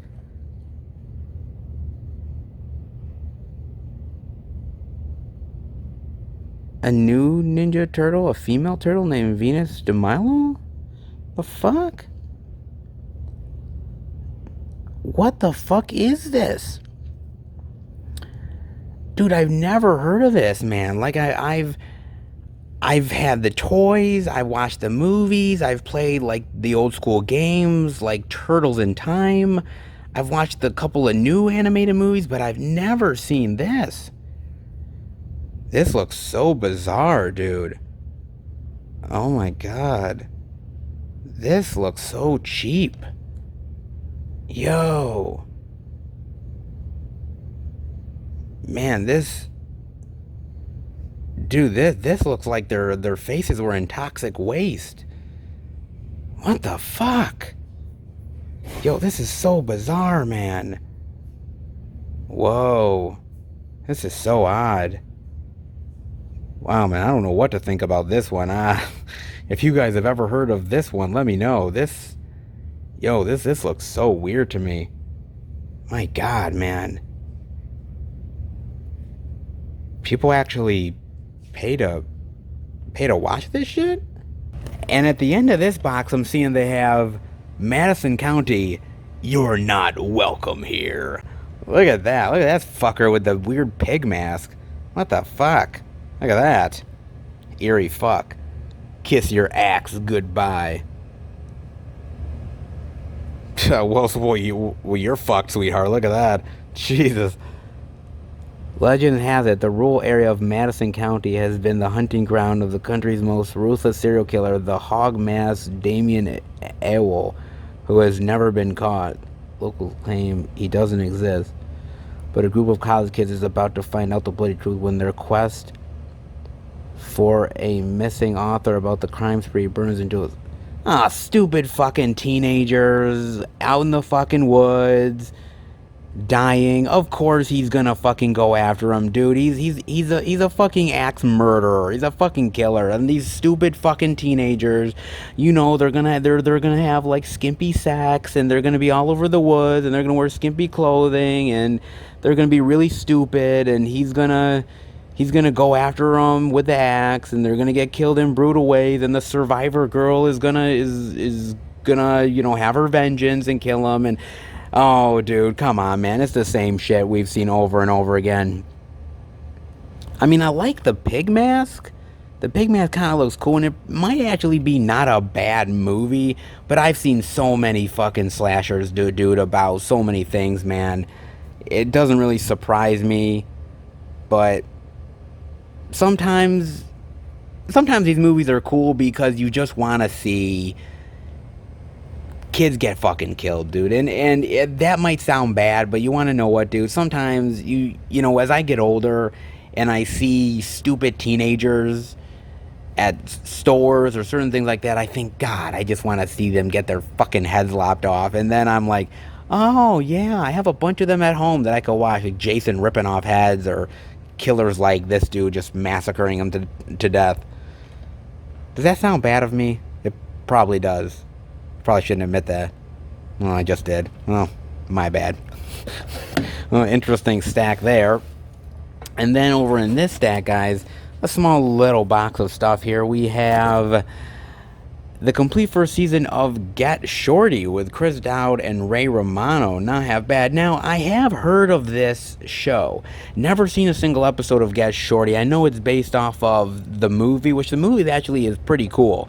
I really do like that flick. But did you really need to make a series out of it? Like, really? I don't know, man. I mean, I like Ray Romano well enough from Everybody Loves Raymond. Chris Dowd is okay in roles, but Get Shorty, I've kind of heard mixed things about the show. Good, bad, definitely let me know. Sometimes you look at a show, you're like, really, they made this into a show? And I think Get Shorty's one of those that just kind of baffles me. I don't know, they have that. They have, the Bronson Triple Threat Collection with Death Wish 2, 3, and 4, the Crackdown, baby. Look at that. Nice. Look at Bronson carrying that badass weapon. And what a badass motherfucker that guy is. My God. Okay, so look, I've seen the first Death Wish. I've seen Death Wish 2. I've seen parts of Death Wish 3. I've never seen Death Wish 4. I like a lot of these movies, man. And I like Bronson. I think Bronson makes these movies. If it wasn't for Bronson, dude, these movies would be probably unwatchable, man. Because Bronson is so badass. And he's such this great sort of sort of vigilante guy taking out the trash that you just love when he sort of picks apart these punks, dude. And that's the best part of these movies by far, man. I think Bronson is great. These movies, some of them are flat out cheese, some of them are great classics, but Bronson is kick-ass in all of them, dude. Great, man. Well, it's not a bad set. If you've never watched any of the Death Wish films, if you see this for $1, it's definitely worth getting, man. So they got that. They have a family collection of The Last Leprechaun, The Fairy King of AR, The Little Unicorn, and The Magic Door. And then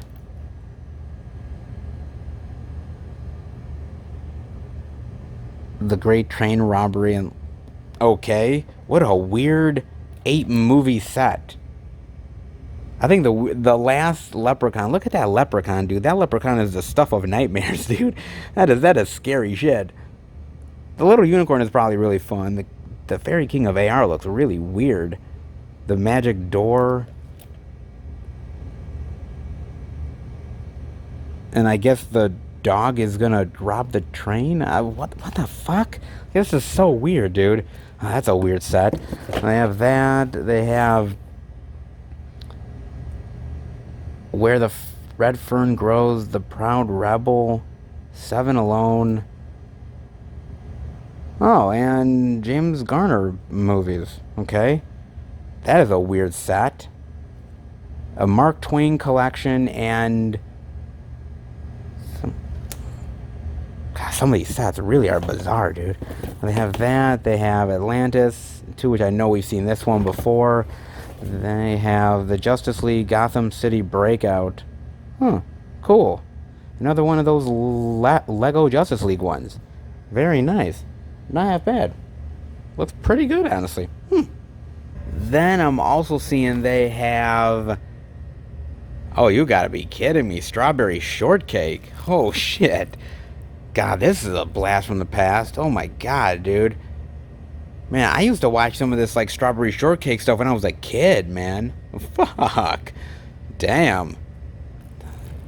Dude. I don't know if many kids actually really even know what, like, the Strawberry Shortcake animated stuff is. Maybe they do. Like, do they still make Strawberry Shortcake stuff, like, nowadays? Like, they did back in the day, but, boy, it's been a long time, man. Shit. Got that. They have The Red Skelton Show, the best of the early years, 1955 to 58. Damn, man. Shit.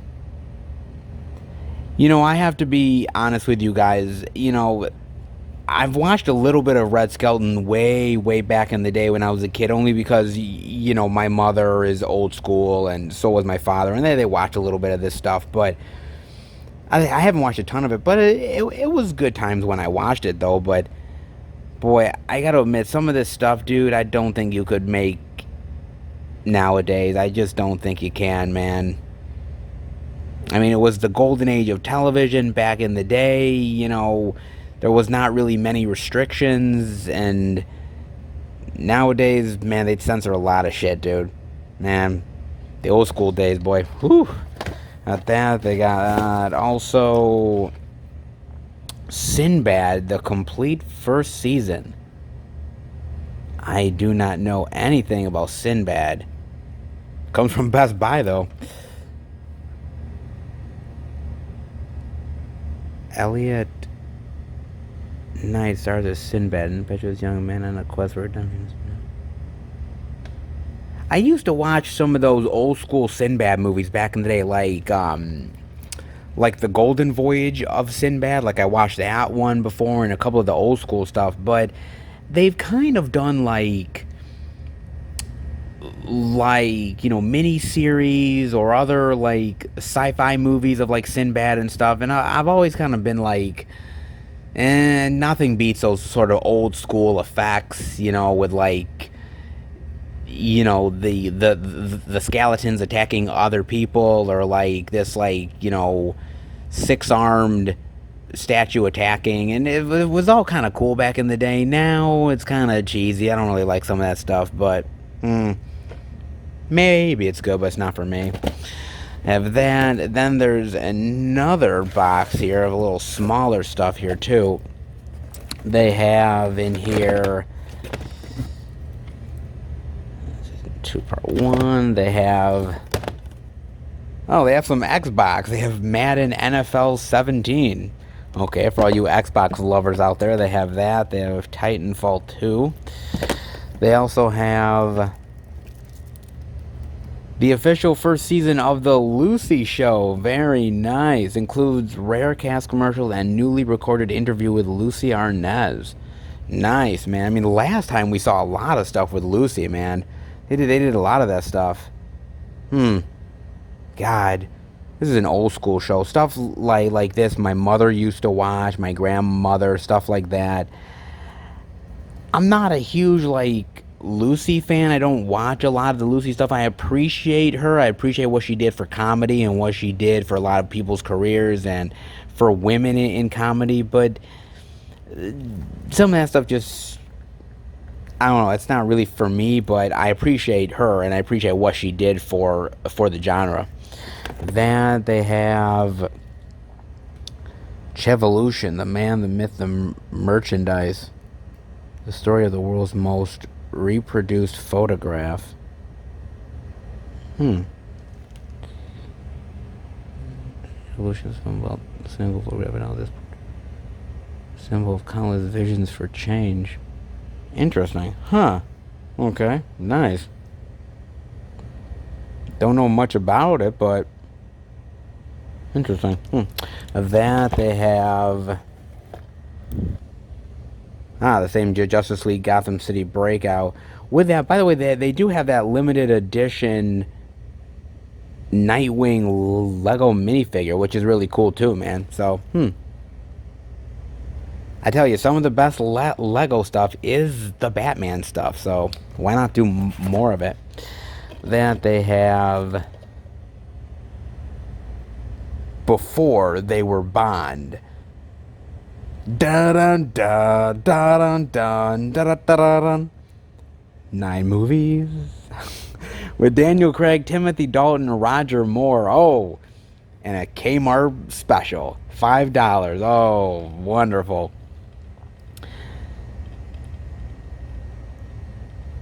So they have Love and Rage from Daniel Craig, Gold from Roger Moore, Passion's Way from Timothy Dalton, Bond Girl Barbara Bach from Legend of Seawolf, Bond Girl Lana Wood, Nightmare in Badham County, Bond actor Richard Kiel in The Phantom Planet, Bond actor Christopher Lee in The Satanic Rites of Dracula, Bond Girl Michelle Yeoh in Silver Hawk, and Ursula Andress in The Slave of the Cannibal God. Now, I have watched a few of these. I've watched Nightmare in Badham County, which is actually pretty good. I've watched The Satanic Rites of Dracula. I've watched The Slave of the Cannibal God. Some of the other ones I don't. So it's basically not like the Bond actors themselves, some of the Bond girls and some of the Bond villains as well. Interesting sort of set, honestly. So it's like a two set of Before They Were Bond, and it's got some of the stuff from Dalton and some of the stuff from Craig and Moore and some of the stuff from some of the other Bond actors as well, which is really interesting. Usually you see these Bond sets and they're like, well, certain Bond movies, but this is kind of a unique one. Movies before they were Bond, kind of like, you know, kind of seeing the history of the actor before they became famous in the role that they did. Kind of an interesting set. It's not bad. They have Legend of Wolf Mountain with Mickey Rooney. Okay. And Wild Stallion with 4 bonus movies. Oh, another Kmart $5 special. Wonderful. Interesting set there. They have, oh my God, the Rifleman. The original series. Goodness gracious. Look how old this thing is. Goodness gracious, man. Whoa. Wow, man. Dude, this is a blast from the past, like 1959 to 1960? Whoa. Holy shit. Wow, this is like, I don't know if anybody's gonna remember this shit, dude. Yo. Rifleman, fuck. They got that. They also have more Get Shorty as well. Very nice, man. So they have some from this little stack here, some interesting stuff from this little stack, and from there, quite some interesting variety here. And on to the next stack of physical media, guys, with the first thing seeing Hugs from Treehouse. Okay. They also have, a Robert double feature of the original Robert and the Curse of Robert. Now, we've seen actually a couple of Robert flicks that have been at the Dollar Trees, but not the original one, which is actually really cool to finally get a chance to see that here at the Dollar Tree. Now, look, there's some great killer dolls out there. Annabelle, Chucky, Dolly Dearest, can't forget about her, and even sort of like the Puppet Master stuff and a lot of the stuff that you've seen in Full Moon. A lot of that stuff is really cool. Where does Robert stack up? Yeah, I think Robert is a pretty cool, relatively unknown sort of killer doll franchise. I don't think many people really ever reference Robert, man. It's not bad. It's not the best. I consider Chucky definitely the high gold standard, but I would say Robert is sort of on the B level, but pretty good, I would say. Yeah, I wouldn't say not bad. I do think he's actually better than Annabelle, and I know that might be controversy, but I like the Annabelle doll, but I think the Annabelle movies have been kind of shit. So, you know, take it or leave it. They also have, Exorcist the Beginning. Very nice. Now, we've definitely seen The Exorcist in about 1 or 2 sales of the Dollar Trees as of recent. Now, if you're a fan of the Exorcist franchise or exorcism films in general, these are definitely worth checking out. I honestly can't say that all the Exorcist films are good. I mean, the first Exorcist, classic. The second Exorcist film is, well, I hate to say it, it's kind of dog shit, but it's got some redeemable values. But the prequel here is not bad. There's actually 2 prequel films, but both of them are very different. They have a lot of the same similar actors, but they're different stories, different types of scares and plots, and they're really 2 different diverse films, but both really worth giving a chance to. Definitely look into these ones. Of that, they have The Gift. They have, what is this? That's interesting. That daily grind for the cops of the police department's juvenile protection unit, taking in child molesters, busting underage pickpockets, and chewing over relationship issues at lunch. Oh, so it's kind of like a real-life documentary about sort of these kids and almost like the sort of like juvenile detention center type of stuff. That's interesting. Oh, I never heard of that. It's not bad. They have that. They have Sarah Michelle Gellar in The Return. Oh my god, man, I haven't seen this in a long ass time. My god, I forgot about this movie. The past never dies. It kills. Look at that. Shit. Fuck. Starts in this shocking, non-stop supernatural thriller. See, here's the thing about Michelle Gellar, right? So Michelle Gellar was doing, Buffy, and she was well known from that, and she did a lot of other stuff, but then she did The Grudge. And everybody loved her in The Grudge, and everybody thought The Grudge was fantastic. And then she got offered a lot of these other type of movies. She got offered these other type of similar sort of J-horror type of stuff. And, when you're an actress, if they offer you a role, what the fuck? You might as well take it. The Return, God, it's sort of foggy because it's been such a long time. But from what I remember of The Return, it's not as good as The Grudge. Unfortunately, it's not really as good. It's one of those lesser known sort of J-horror style type of movies, and unfortunately, it's not great, man. It's been so long since I've watched it, though. God, that's a blast from the past. Shit.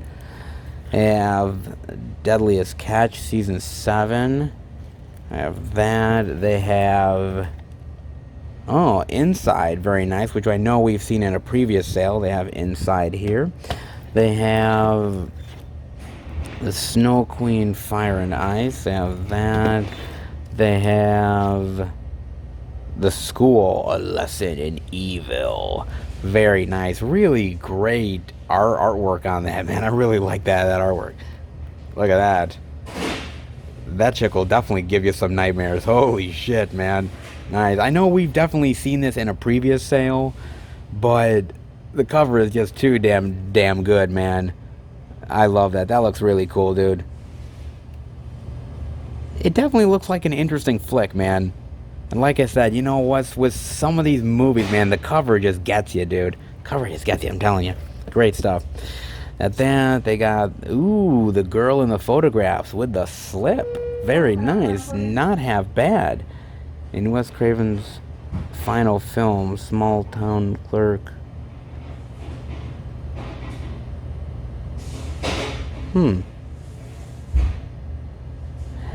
This is a good movie, man. This is a good movie. I do like The Girl in the Photographs. I think it's actually a pretty decent movie. I really do like it. It's a nice thriller. And I do think it would make Wes Craven proud. I do. I think this is a nice one, man. It really is. It's not bad. If you guys have not checked this one out, definitely do it. I think you guys would really enjoy this one. It's pretty fun, actually. Then they have Devil's Whisper. Faith is not enough. Ooh, I actually really like this cover, man. Of like this kid with like an evil eye and like trying to get inside someplace. With the rosary, like, that's really cool. That's a cool cover, man. Ooh. That guy definitely hasn't slept in a while. 15-year-old Alejandro aspires to one day be a Catholic priest, but when Alex discovers a mysterious box, he unwittingly unleashes a demonic spirit helping on possessing him. Oh, so demonic possession. I see. Okay. Interesting. Yet another sort of possession, exorcism type of flick. It looks decent enough. Doesn't look bad. I don't know. I mean, the cover looks good. I don't know much about the movie, but it doesn't look half bad. They got that. They've got A Witch's Ball for the Love of Magic. Okay. 12-year-old Beatrix. Oh, it's basically like, you know, like basically like a magic type of little girl flick type of movie, man. I mean, it's basically like pop Harry Potter. You know what I mean? It's kind of like that type of thing. It's not as clever as Harry Potter. It doesn't have the great special effects nor the great story or characters, but it's for little girls, and why the fuck not? Yeah, okay. Got that. They've got Shock and Awe, which we've seen previously during a sale. They have that. They have In Darkness, which we have seen in a previous sale as well. Great cover on that. They have Terror on the Titanic, the shocking truth behind the disaster. What's the shocking truth? They hit an iceberg and they drowned. I don't quite understand what's the shocking truth of it.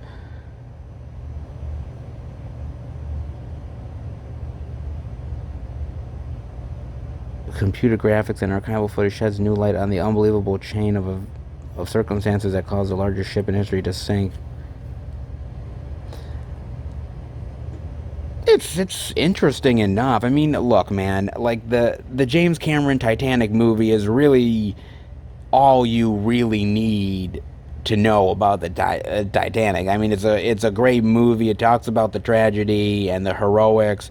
And actually, on that disc, whether it's the DVD or the Blu-ray, they do have like some documentaries on the Titanic and the history of it, and going in deep into the ocean and looking at the remains and everything. I mean, if you're a Titanic fan and if you're a historian, I mean, it's got some cool stuff here. Never before seen footage and photos and interviews, so it's probably kind of cool, honestly. But like, the shocking truth, like, I don't know, did the Mayans place the iceberg there to take us down? Like, what's the shocking truth of it? I don't know. Whatever. They have that. They have Urban Country, which I know we've seen before at a previous sale. Have that. They have family possessions. They've inherited much more than a house. Look at all those hands like coming in after her. Oh, look at that. Inspired by true events. Now, when they say inspired by true events, like, dude, inspired by true events can mean like the smallest shit. Like, it's like they took one little thing from one like case file and decided to, like, oh, well, we're gonna make an entire movie out of that. Like, it's inspired by means almost nothing. The young girl Richard Dunn inherits the mansion of her strange grandmother. It's been hidden. Family secrets. It could be worth it. You know, like something being hidden in the house, you know, ghostly entities, unexplained occurrences. You know how that stuff goes. We've seen a ton of these type of movies, man. Cool cover, though. Then they also have... He's Out There, very nice, which I did pick up during the last sale.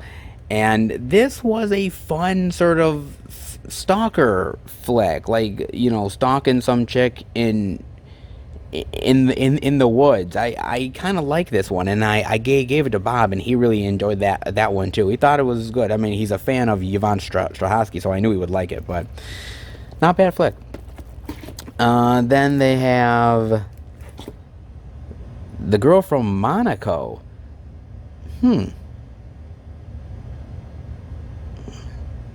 Interesting. What is this?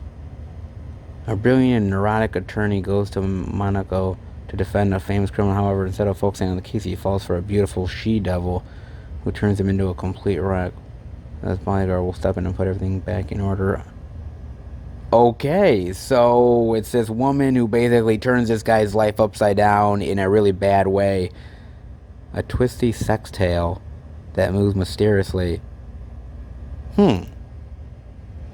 Like, when you look at the cover, it almost kind of looks like a sexy comedy. Like, it doesn't really look like a sexy, like, mysterious thriller. Kind of one of those ones where, like, the cover doesn't exactly tell the tale, but once you actually dive into the synopsis, it actually tells you more. Interesting. Okay. Of that, they have Viking Blood, The Battle Begins. Very interesting. When a Viking mercenary finds himself in the middle of a battle between the old gods and new, he decides that neither side deserves to win, and so he begins an epic battle between good and evil that will decide the fate of a nation. That doesn't look half bad, man. It's sort of interesting, like the old gods, new gods, all those type of stories. Really interesting, man. Of that, they have Astral, which I believe we've actually seen before. Evil Never Dies. I like that cover, man. That's a great fucking cover. I love that. Reminds of astral projection, the ability to project your spirit into an unseen dimension. Dude, just because you can doesn't mean that you should. Don't fucking do that, man. You're never gonna be able to, like, go into other dimensions. You're gonna see some fucked up shit. Things are gonna come back. Terrible science experiments gone wrong. When will people learn? God damn it. Ugh. They got that. They've also got Blackaway, which I believe we might have seen before in one of the sales. Julie Stiles, Ray Liotta. Sometimes revenge is the only answer. Very nice. Set amidst the grand rugged terrain of the Pacific Northwest, Blackaway is a suspenseful thriller about fear, intrigue, and revenge. A man still haunted by the memory of his own daughter's death comes to the aid of a young woman. Doesn't look half bad. I bet all. Blackaway. Of that, they have... Oh, look at that cover. Well, that's interesting. Like half human, half weird snake creature? It's kill or be killed. Look at that. Killers Within. Okay. Oh, well that kid's definitely had lunch. Jesus. When danger is only skin deep, death is the only price you'll pay. With her son being held captive by a criminal gang, police officer with her takes part in a desperate plot. Your family is... The hunters have become the hunted. Really? So they think they're dealing with one thing, like ransom, and they're dealing with a whole nother thing, like these weird creatures? Like they're like weird, like entities. They almost look like snakes or something. That's so weird, man. Look at that. It kind of has me intrigued. Like they think it's one thing and it turns into another. Ooh, that's kind of cool, man. Killers Within. Doesn't look half bad, honestly. They got that. They've got... Ooh, Outlawed. When the enemy is above the law, you need an outlaw.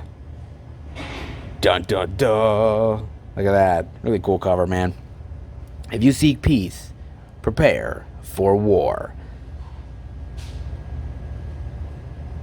Just seeks out his help to uncover the truth. Oh, rescue her and take down the establishment. You know that type of stuff, man. Outlawed. Really, really interesting. Cover looks kind of cool, but it might be one of those generic, like, you know, like action thriller type of stuff. Nah, it probably does. They've got... Oh, nice. They've got a double feature of some Snoopy flicks. Snoopy Come Home and A Boy Named Charlie Brown. Very nice. Double the peanuts, double the fun. Very nice. Oh, old school Peanuts, dude. I love this old school stuff, man. This is stuff I used to watch back in the day when I was a kid. This is so good, man. Back in the day was great. God, long time ago. Dude, I don't even really know if they make any Peanuts stuff for kids anymore. Like, usually it's just like, you know, when like Thanksgiving happens or Christmas, like they put up those old like Peanut stuff, but I don't think there's been ever anything like new in a long while, man. God, this stuff is classic. Man, this stuff was great for me back in the day, and I think it's still great for kids now. That's awesome. They have that stuff. They have... Oh, they have Diana, 7 Days, featuring new interviews with the Duke of Cambridge and Prince Harry. Oh, nice. God, can you believe it that it's been 20 years since her death? Or, well, when this came out, 20 years since her death. Oh, my God, man. God, what an iconic woman. What a really influential person. God, man, that's crazy. Wow, man, that's nuts, dude. It's probably a really good documentary on her life. That, and then they have the DVD of Rupture from the producer of American Sniper, Beyond Human. Very nice, with Noomi Rapace, Peter Stormare, and Michael Chiklis. Not a bad cover. Renee Morgan lives on lives an ordinary life with her son in a quiet suburb home. Unbeknownst to both, their every move is being watched until one day, while running her daily errands, Renee is violently kidnapped by their unknown observers. Drugged, tied up, and dumped in an anonymous laboratory, Renee's captors unleash a grueling series of tests genetic abnormality that will transform. Really? Well, that's interesting. So it's like in a laboratory, and it's like some sort of genetic manipulation? Huh. Actually, sounds kind of interesting to me, man. And I like Noomi Rapace. You don't really see Noomi Rapace a lot anymore, unfortunately. Like, she used to be everywhere. After she did the whole, like, dragon tattoo stuff, and that was really popular, you saw her do a lot of different movies. She did, like, Sherlock Holmes' Game of Shadows, and she did a lot of other movies, but unfortunately, a lot of the stuff she did wasn't very popular, and a lot of the stuff she did, you know, a lot of people weren't really interested in. But I gotta tell you, man, I've really enjoyed her as an actress. I've never seen this one, but it does look interesting. Rupture. And yet another stack of glorious media to check out, guys. And the first thing I'm seeing over in this stack is the DVD of Her. They have the DVD of Inherent Vice, which is another one that we've been seeing a lot at, like, the Dollar Tree sales as of recent, man. Not a bad movie. It kind of long. There's, like, some dull moments in there, but it's a really intriguing mystery. I did really like the movie. It's not half bad. They have Curious George, a Halloween Boo Fest with the orange DVD case. Not bad. That they have Scooby-Doo and Franken-Creepy. Oh, great. Awesome. Oh, man, some Scooby-Doo goodness. Not half bad, man. Oh, fantastic. God. Scooby-Doo and gang. You gotta love them, dude. That, they've got Batman the Animated Series, Out of the Shadows, 4 thrilling episodes. For all you Batman lovers out there, they got that. They've got Despicable Me presents Minion Madness, 3 mini movies. Boy, people love these fucking Minions, dude. People can't get enough of them. God damn, it's like a franchise in and of itself. Shit. Well, if you love Minions, they got that. Have that. They have I Used to Be Darker. Okay. Lyrical balance is intimate. When a runaway finds herself in trouble, trying to resolve her story. Sounds interesting. Sort of like teenage revolutions, finding people that you connect with, that type of stuff. Interesting. Well, I never heard of this one. Kind of unique. Of that, they have Chili Dogs. What in the world is this movie? Look at this, man. That's a great cover, dude. With Skeet Ulrich, Natasha Henstridge, and Leslie Nielsen. And 4 bonus movies. Inherits property in Alaska. Oh my god. Dude. God, that's a young Skeet Ulrich, man. Leslie Nielsen. Shit, this is an old school one. Damn, dude. And then they've got Smother, Dream a Little Dream 2, Mooch Goes to Hollywood, and Rescue from Gilligan's Island. Oh, fantastic. Look at this.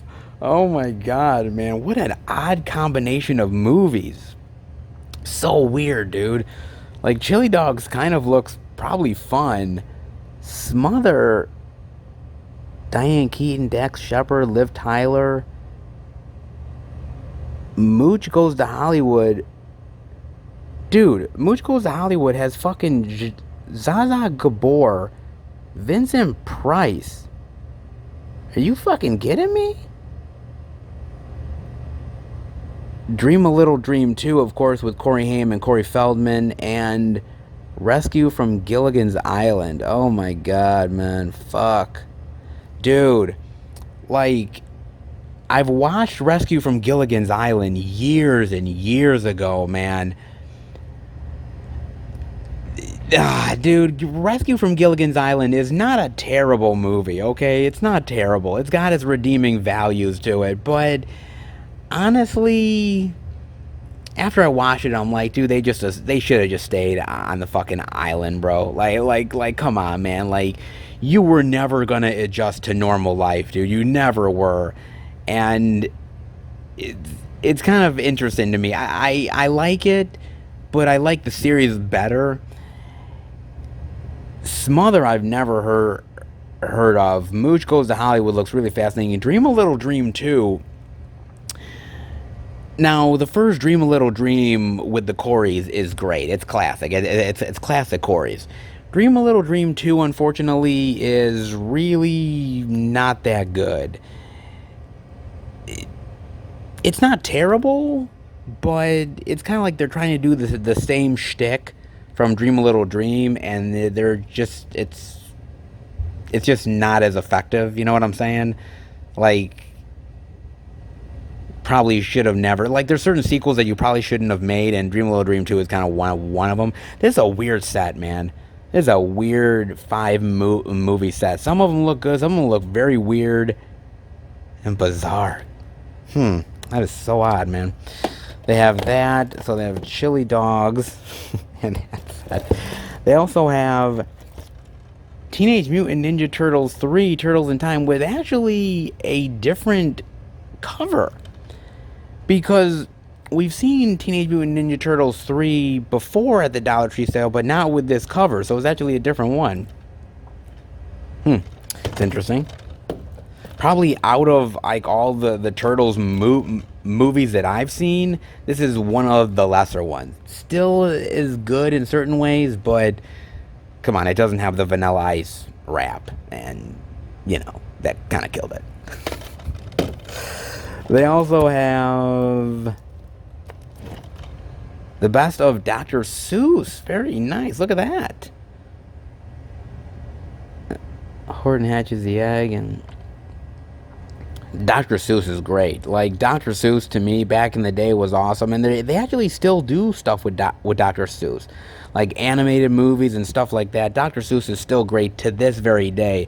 Doesn't matter, young, old, great life lessons, great characters, great stories, man. Awesome stuff. They have that. They also have, oh, another Scooby-Doo special. Scooby-Doo and the Goblin King. Very nice right here. Awesome. Seeing a lot of Scooby-Doo love. Very nice. They have that.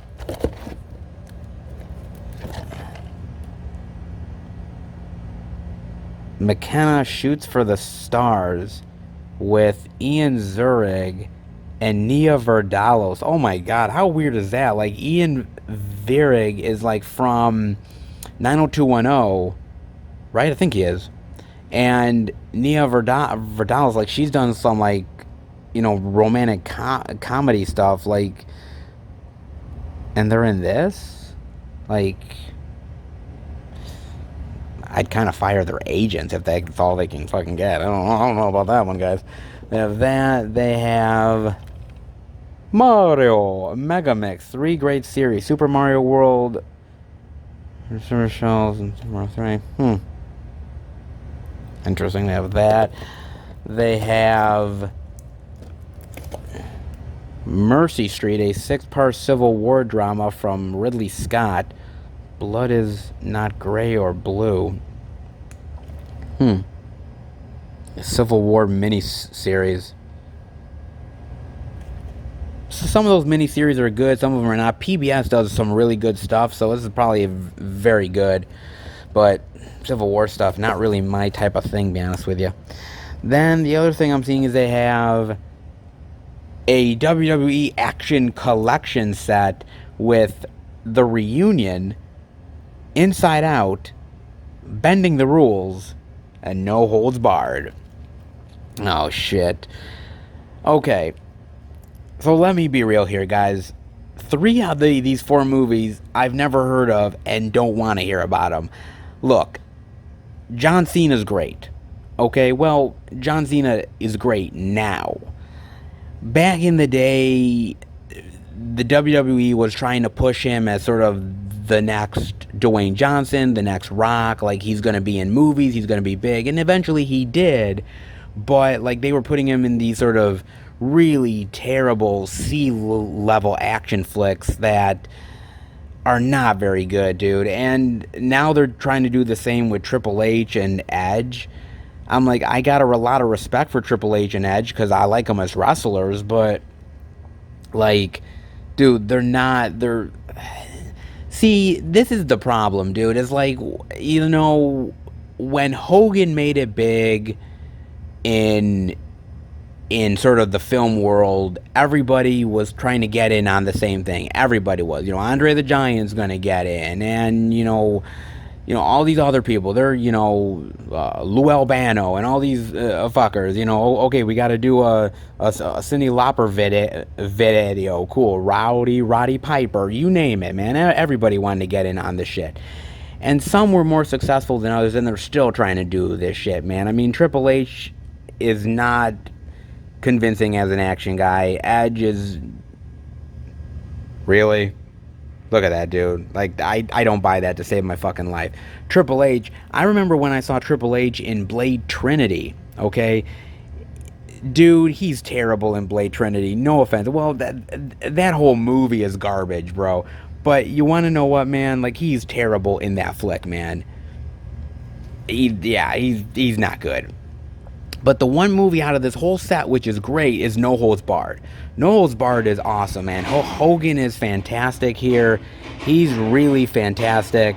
Tiny Lister is really awesome here as well. Like, that's a really good flick, dude. That's a really great action flick. It's a really good movie. Like, that's the one out of this whole set which is worth owning is No Holds Barred.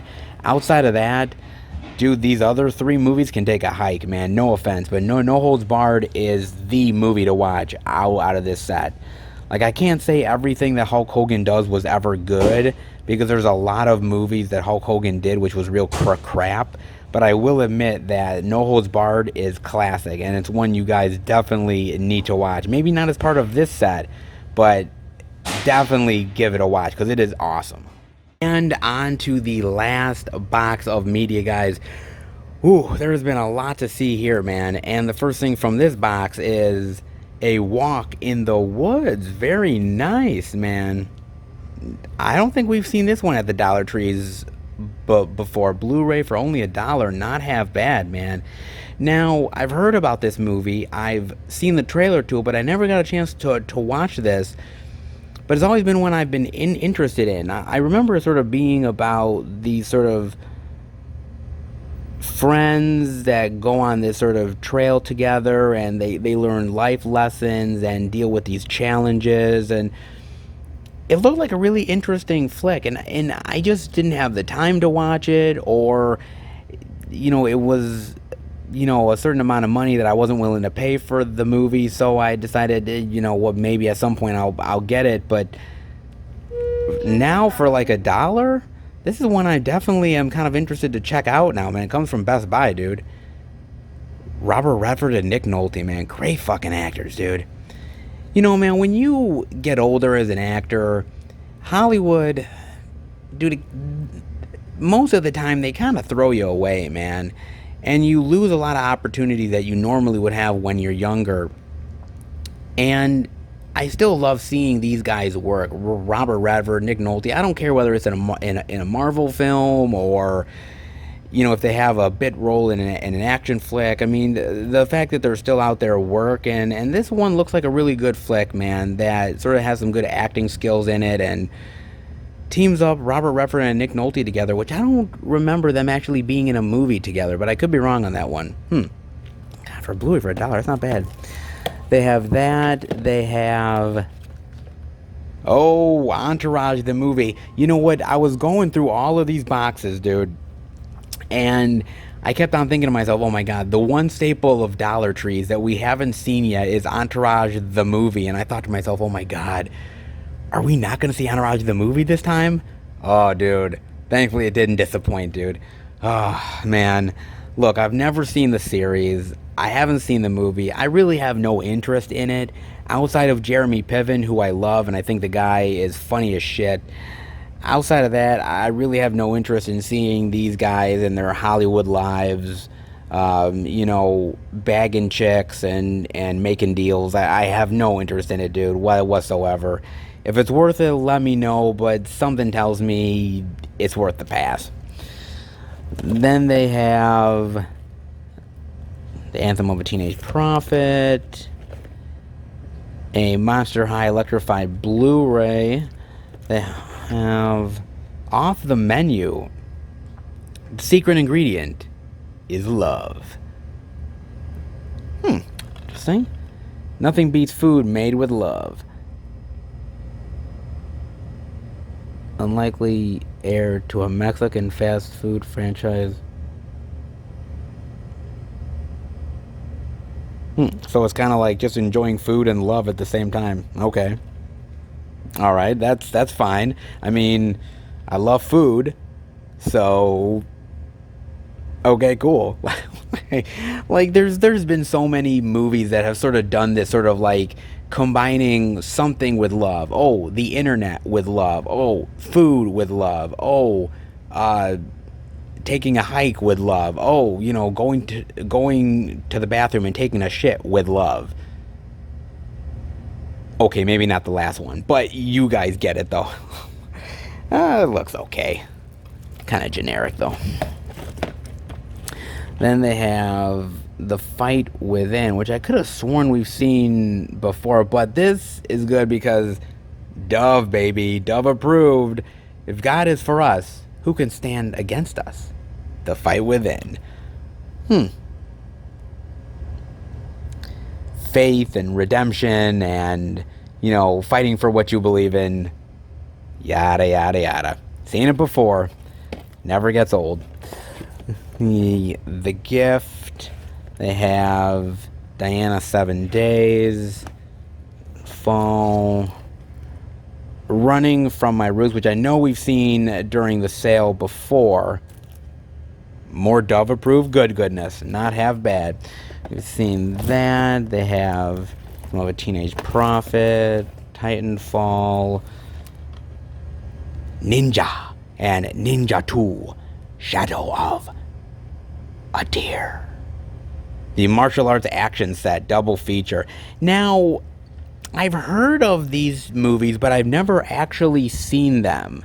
I know it stars Scott Adkins, and Scott Adkins is sort of a really good martial artist, American martial artist that is sort of on the B level to sort of people like Jet Li or Jackie Chan or Donnie Yen, somebody like that. He's not as well known. He does a lot of these sort of more lesser known action flicks. I've heard good things about Ninja and Ninja 2, but I've never gotten a chance to watch it. It's not really something I was ever interested in. Because I like Scott Adkins, but I'm not like in love with him where I'm going to go out and watch everything he does. Definitely let me know what you guys think. Is this worth it to dive into Ninja and Ninja 2? Are they good flicks? Let me know. They have Ghost Goggles. A frightfully fun magical adventure.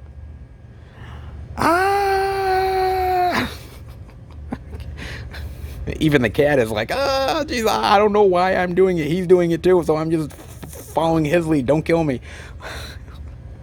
Oh my god, what is this?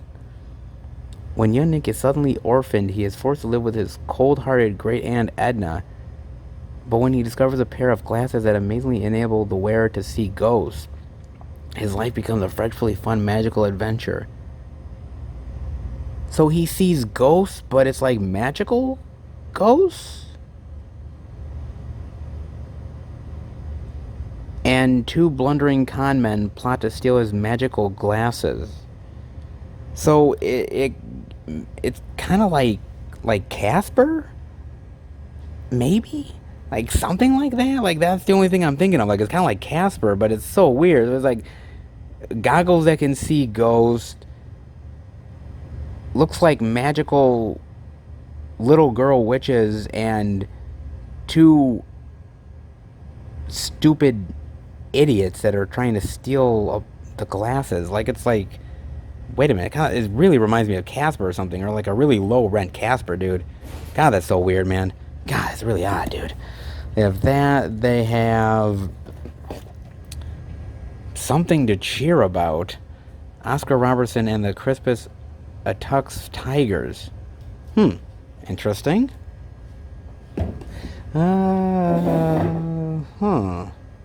Let's see that. Looks interesting. Oh. Something to cheer about. Kind of a cool little side of sports flick. 2 for $5 wherever this was from. Okay. They have that. They have Broken English with Parker Posey. A charming romantic comedy. A must-see for Sex and the City fans. Really? Broken English. Nora Wilder, a 30-something Manhattanite, finds her quest for love consistently results in falling flat on her face. After a series of disastrous first dates, she meets Julian.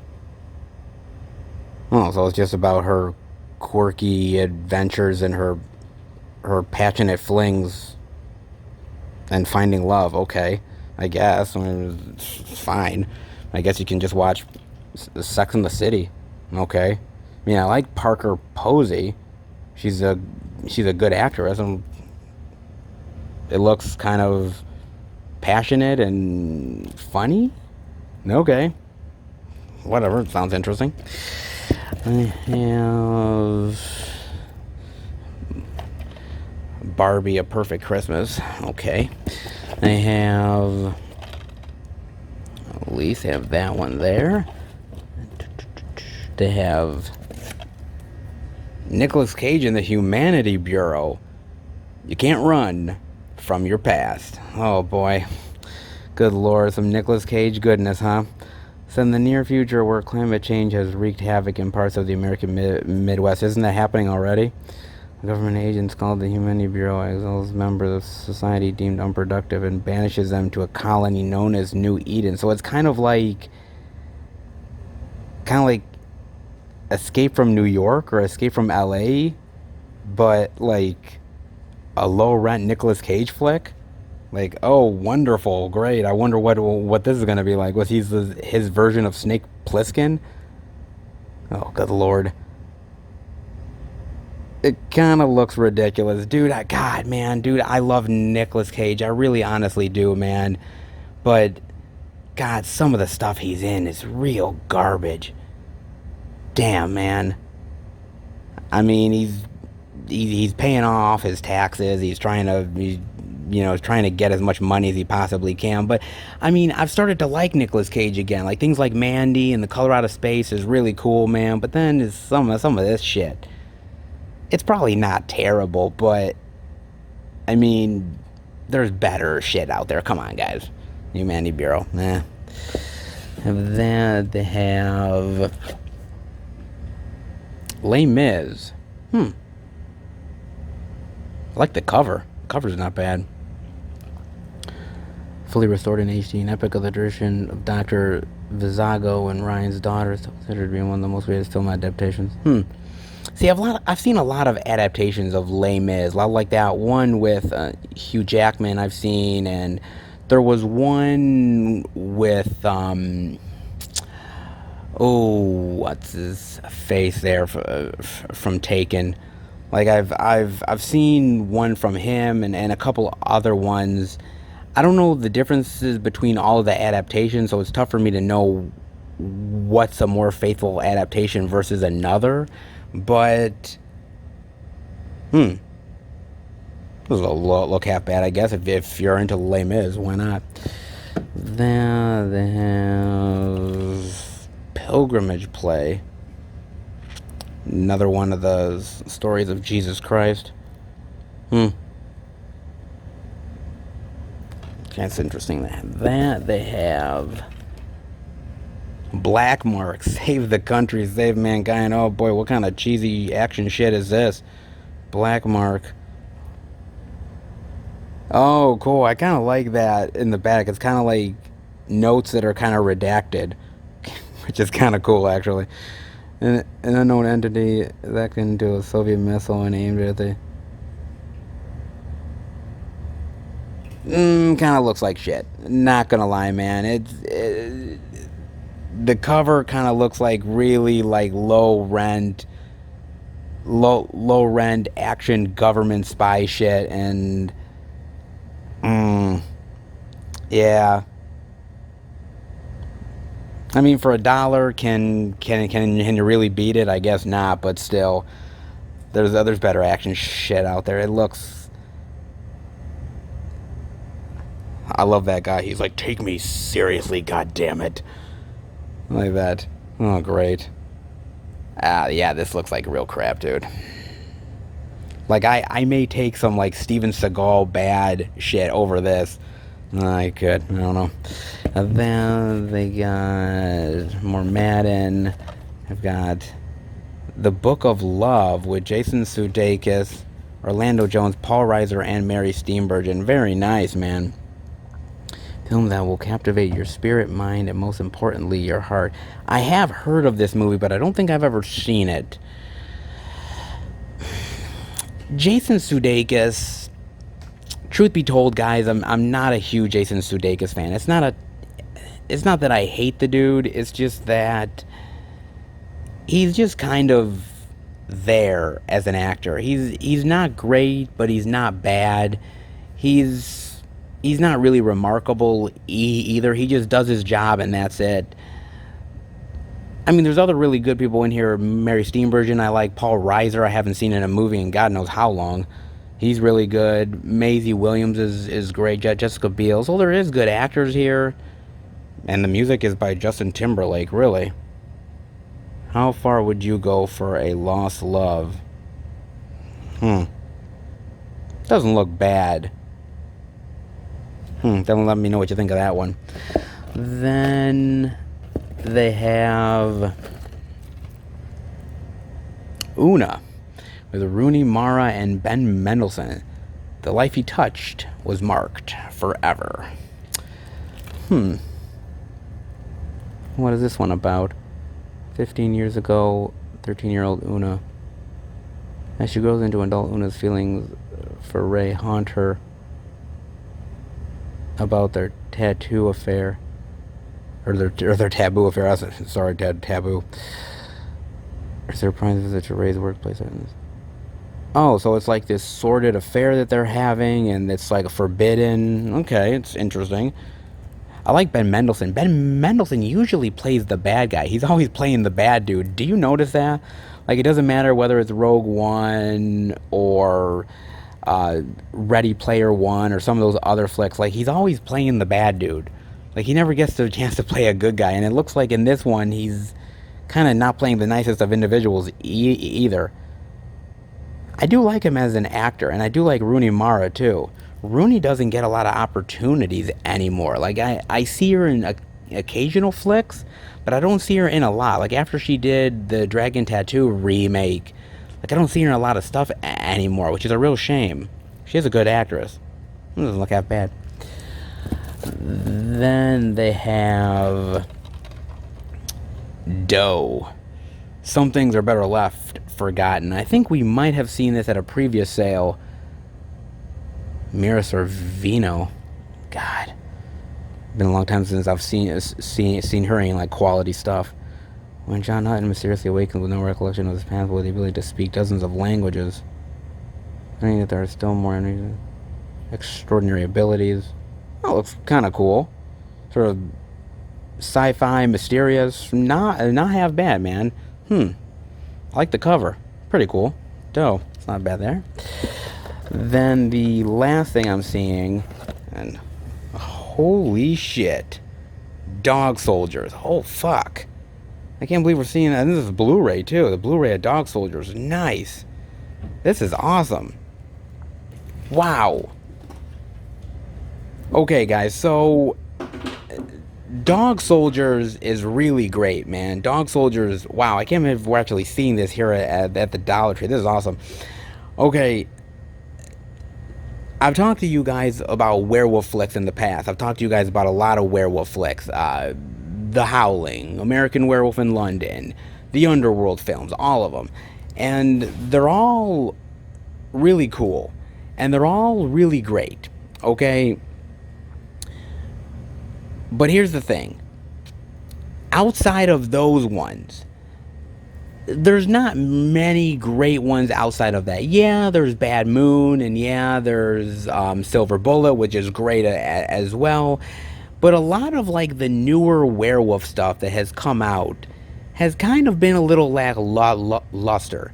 But Dog Soldiers is one of the best sort of, I guess, newer werewolf flicks that can come out. It's been out for a long time, obviously, but along with movies like Ginger Snaps, Dog Soldiers is one of those ones that is really one of the relatively newer ones within the genre that is absolutely worth your time.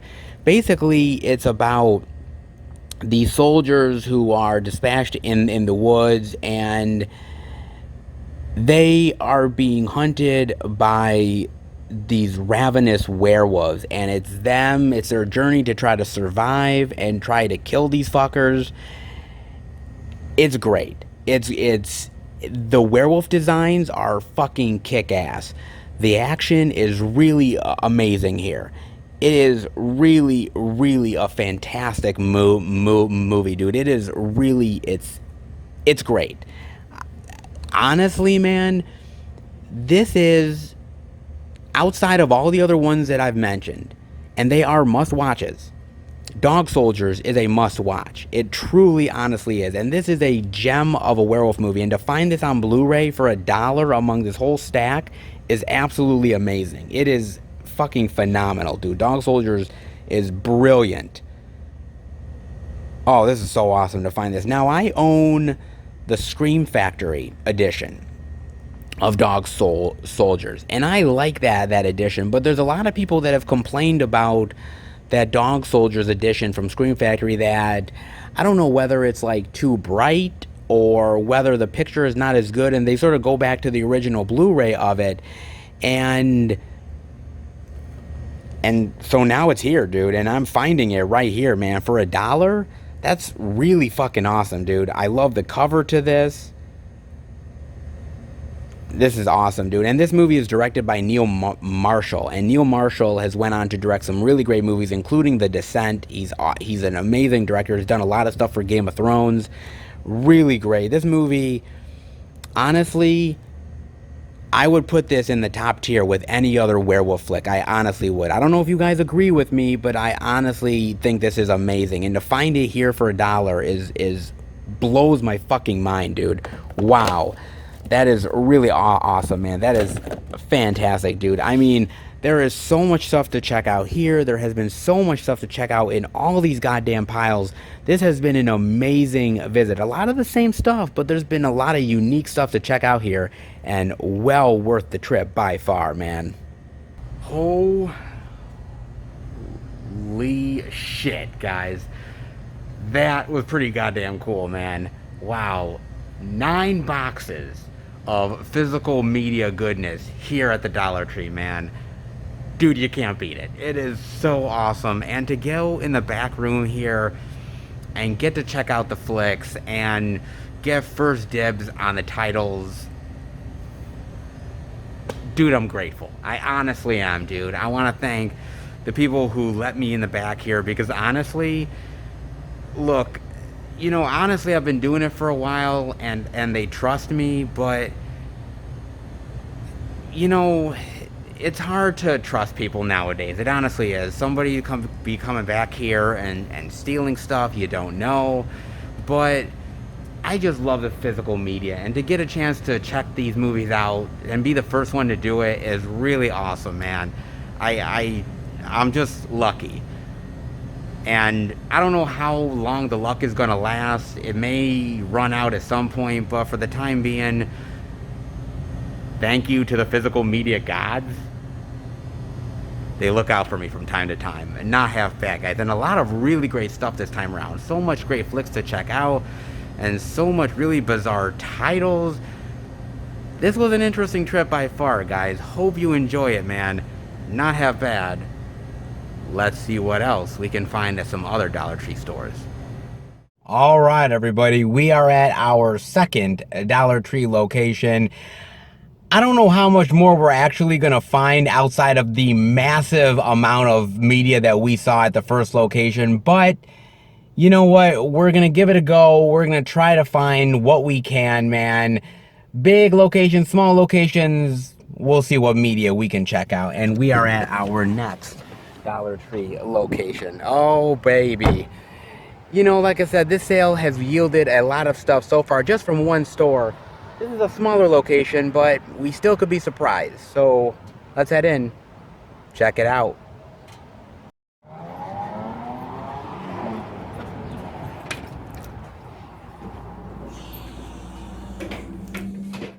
All right, everybody, we are in at this Dollar Tree location, and they have a small amount of DVDs and Blu-rays on one side and on the other side. Not a huge stack, but at least a little bit of media.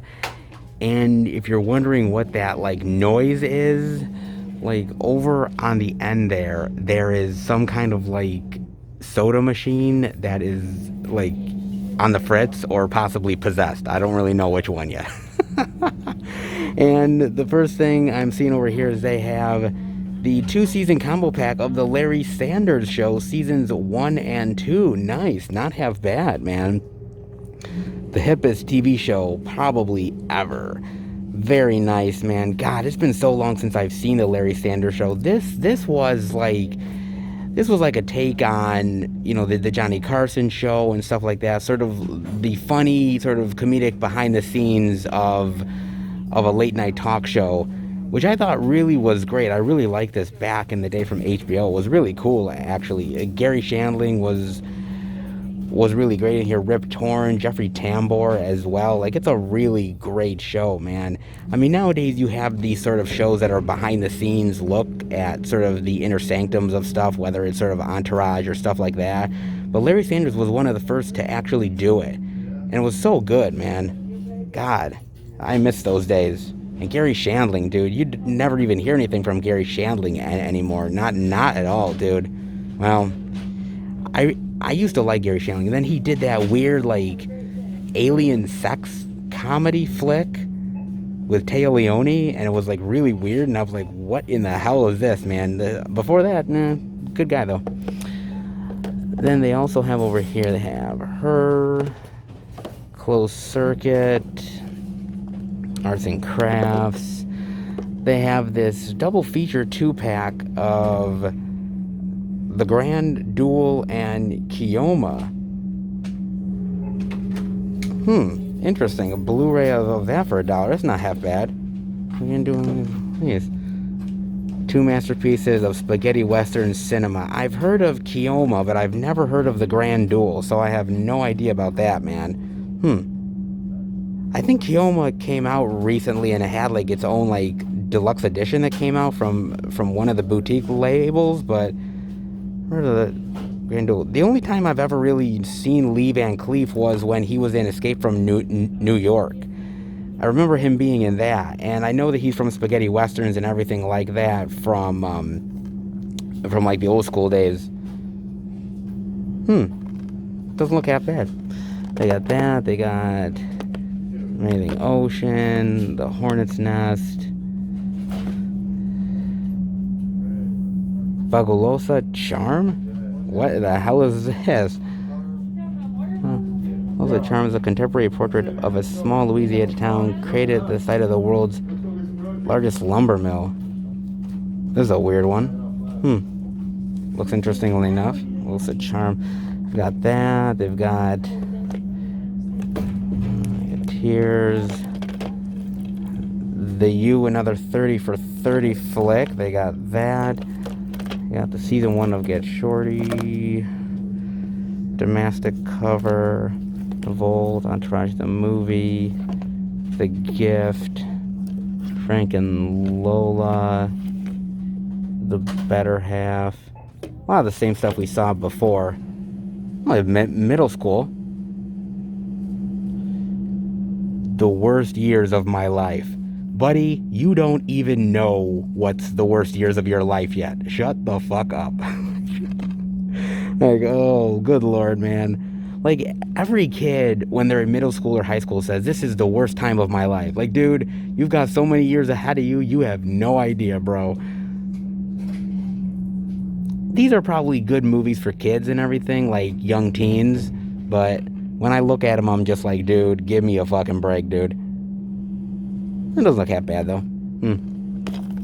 Then they have more The Gift, more Steven Seagal badness. Nope.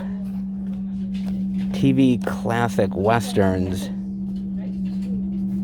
Zorro, the Cisco Kid, and Shotgun Slade. Never heard of that one. TV classic westerns. The Lone Ranger. Very interesting, man. I don't know. TV westerns. You know, I'm more of a movie western guy. I was never much of the TV western person. Then again, I never grew up with that stuff. If you did, then it's something very nostalgic. But I never grew up with that. That Maximum Impact. Oh, that Robert Dahl feature. Domestic Cover. That Prevention. Vampire Wars. High Voltage. Dude, I got a chance to watch High Voltage when I picked it up. Dude, this is one crazy and weird-ass flick, dude. But it's so much fun, man. Like, the way she kills them and she uses the electricity. Dude, this was fun. It's cheesy. It really is. But it's so fun, guys. You got to check this one out. That is so good, dude. That was well worth the $1. That, Off the Menu, The Fight Within, Broken English, Was the Night. The Dove Collection. Oh my god, they actually have a family approved Dove Collection? Oh my god, where has this been all my life? They got Sign of the Otter, Lost in the Barrens, Reserved from Girls, and Red Fury. The Dove Collection. If you were looking for Dove goodness, you got it right here. Oh man. You know, look, some of those Dove movies are really odd and weird, and some of them don't make any goddamn sense. But if the Dove family approves of it, then I guess it's worth it. That's interesting. They have that. They have The Devil Murder. They also have this 4-film animated collection. Interesting one for kids. And then over here, I'm seeing they have this 5-film action collection. The President's Man, A Line in the Sand, Logan's War, Bound by Honor, Driven to Kill, and LA Street Fighters. Very nice. Now, 3 of these are Chuck Norris flicks, and I believe the other 2 are Steven Seagal flicks, if I'm not mistaken. Yeah, they are. Driven to Kill I've heard of. LA Street Fighters I haven't. I've heard of The President's Man, and the other 2 I have not. Mind you, I like Chuck Norris and Steven Seagal. I like Chuck Norris a hell of a lot more than I like Steven Seagal.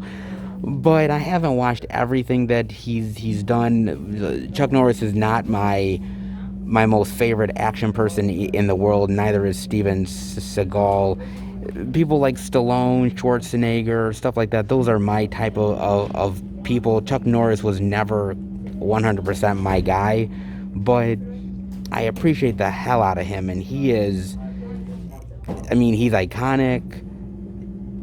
I love the jokes that are made about like how tough Chuck Norris is and everything. I think those are some of the best goddamn things out there in the world.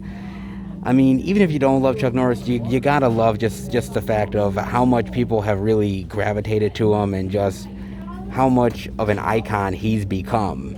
You know, I mean, I started watching him like during sort of the Walker Texas Ranger days, so that's where I sort of found him, and then I started watching some of the stuff since then. But I definitely got to watch more of Chuck Norris. I mean, let me know if there's certain ones worth diving into more than others, or some of the lesser known ones that people don't give a chance to. Definitely let me know about that, guys. They have Astral All-Star Superman, an animated original 2-disc special edition movie from DC Universe. Nice. I always love the DC Universe stuff. It's really fantastic, man. I think the best stuff is honestly the Batman stuff, but the Superman is not bad, man. It's not bad. Pretty cool. They have that. Have the Hot Wheels, Atlantis, Great White Shark, Glass Jaw, Never Give Up, Never Back Down. From the producer of True Romance and Lethal Weapon. Yeah, I doubt this is as good as either of those films, guys. Boozy.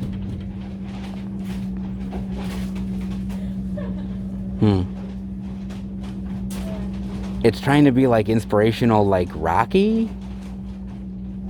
Yeah, right. Yeah. Nothing can be Rocky. Literally nothing.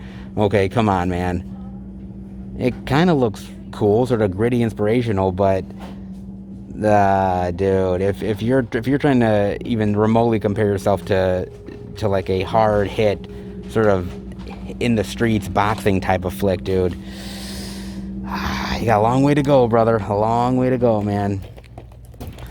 They got that. They have this remote viewing. You never know who is watching. Includes 2 bonus movies.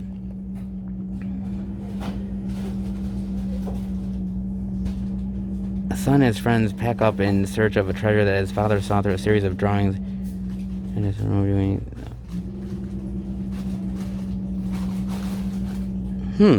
Sounds interesting. Along with, actually, it's got 3. It's got Chronicles of the Paranormal, hosted by Dan Aykroyd. And he's hosting, like, these certain episodes of, like, creepy top secret cases. I knew Dan Aykroyd was, like, a big, like alien ghost, like, nut. I know he believes in a lot of that stuff. It's really interesting. He does that. And then they also have The Veil with Boris Karloff, and he's hosting like this paranormal TV show. It's a couple episodes of that, and Phantom from Space. It's actually not a bad like pack. Really interesting, like some interesting paranormal stuff hosted by Dan Aykroyd and some paranormal stuff hosted by Boris Karloff. It's quite the variety. That's interesting. Remote viewing. They have that. They have here In Darkness, The Rifleman, Una, Venus and Serena, Mandrill. They have Pledges, Welcome to Hell Week. Very nice. Look at that. Great cover. What is this sucker about? Tied up, blindfolded, and left in the woods in nothing but their underwear as part of a Hell Week initiation. 6 college-age pledges are tasked while setting up camp. Looking at 2 team, boys versus girls, and must complete a number of both Hazers and Hades become victims. Oh, a mysterious force in the forest. Oh, takes them out one by one. Interesting. So it's kind of like this sort of like college hazing thing, but turns really deadly. Well, not like that hasn't happened before, but this is more of like some sort of like entity attacking them. I don't know. It could actually be kind of cool. Pledges. Oh, I like the cover. It's not bad. They have that. They have Urban Country, Summerslam, RoboCop, Dark Country, The Archer. Interesting. The Archer. The Courage to Rise Up, The Strength to Survive, plus 2 bonus movies. Taken in Broad Daylight with James Van Der Beek and LeVar Burton. That's interesting. Boy, we've been seeing a lot of these, like, 2 bonus movie packs. Like, that's interesting. Some of them actually have some really fascinating movies that I've never heard of, man. Some really, like, low budget stuff that I would have never known about. Not half bad. Got that. The Phenom. There. A John Wayne 7 film collection for all you John Wayne lovers out there. It's kind of interesting. I was having a discussion with one guy at work, and he was like, Clint Eastwood is the best when it comes to westerns, and I'm like, no, it's John Wayne. And he's like, no, it's Clint Eastwood, and I'm like, no, it's John Wayne. So I'm kind of curious, your divide, is it like an age divide? Is it like, you know, what you grew up with? I mean, John Wayne is the originator, and I know a lot of times that maybe Clint Eastwood perfected it, but who's the better one? Definitely let me know, guys. They got that. They have some Princess El Dorado, Fangs of the Wild, Her Rupture, Killers Within, The Book of Love, Holy Night. Oh shit, really? Whoa. This is a find, dude. Holy shit, they have Hey Dude. They have the first season, man. Oh my god, man. I have not seen Hey Dude in... Boy, man, when I was like maybe early teens or preteens when I saw it. Oh my god, man. This is really a blast from the past, dude. I used to watch like all of this old school stuff from Nickelodeon, like Hey Dude and stuff like that, man. Like, boy, man, I ate that up as a kid, man. But it's been so long. With the Adventures of Pete and Pete and stuff like that, like that was my jam back in the day. That's what I watched. Wow, dude, I haven't seen a Hey Dude DVD in, it seems like forever. Man, damn, dude. Oh, that's a young Christine Taylor. I forgot she was even in this. Dude, oh my god, man, this brings back memories, man. Holy shit, this brings back so many memories of when I was a kid. Yo. Whoa, this is fantastic, man. I can't believe I even found this. Dude. Going back to the Hey Dude Ranch and everything. Oh, fuck, dude. Season 1. You gotta be fucking kidding me, dude. Yo. Got that. Crap, I got that. And the only other thing I'm seeing is they have the DVD of Waltz with Bashir. They have that now. I know this is like one of those like Academy Award classics. Waltz with Bashir is kind of cool that this is for $1. It's nice, not bad. They got that too. I mean, a lot of the same similar stuff, but there's like certain things that were like unique here, like Waltz with Bashir, Hey Dude, which I wasn't expecting to find this here at a smaller Dollar Tree location. I thought we'd have seen that at the bigger one. That one, a couple of interesting varieties though, and something I did find over here, because they have a lot of books over here. They do have this War for the Planet of the Apes official movie prequel, which I never actually knew there was actually a prequel to War for the Planet of the Apes, which is actually really cool. I never really knew that, man. Hey, there's some more bags right here too. Right there. Oh, nice. Huh. War for the Planet of the Apes. Nice. Actually, that's really cool, dude. War for the Planet of the Apes. That's actually nice. I wasn't actually expecting that, man. That's really cool, dude. Other than that, like I said,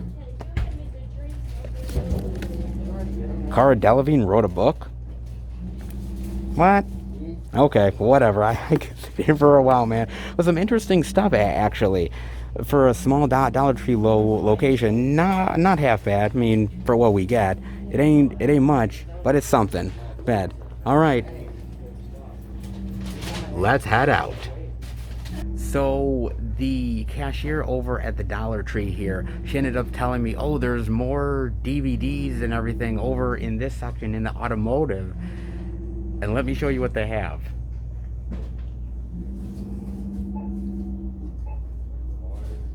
All Jillian Michaels, all the time.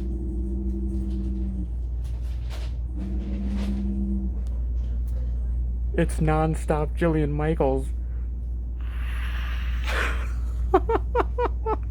Oh my god, oh my god. Like, they literally have a section in the automotive of all Jillian Michaels DVDs. Holy shit, they cannot get rid of that shit to save their life. Like, they literally need to knock down the price of that to like 25 cents. And they may just start selling them. Oh my god, dude. Like, they've literally just piled on all the Jillian Michaels shit. Oh lord. Oh god. Yeah, I think I'll pass on the Jillian Michaels stuff for sure, guys. Now, yeah, this is a small Dollar Tree location. It's not big, it's not sprawling. And I kind of knew they would be putting out the physical media early.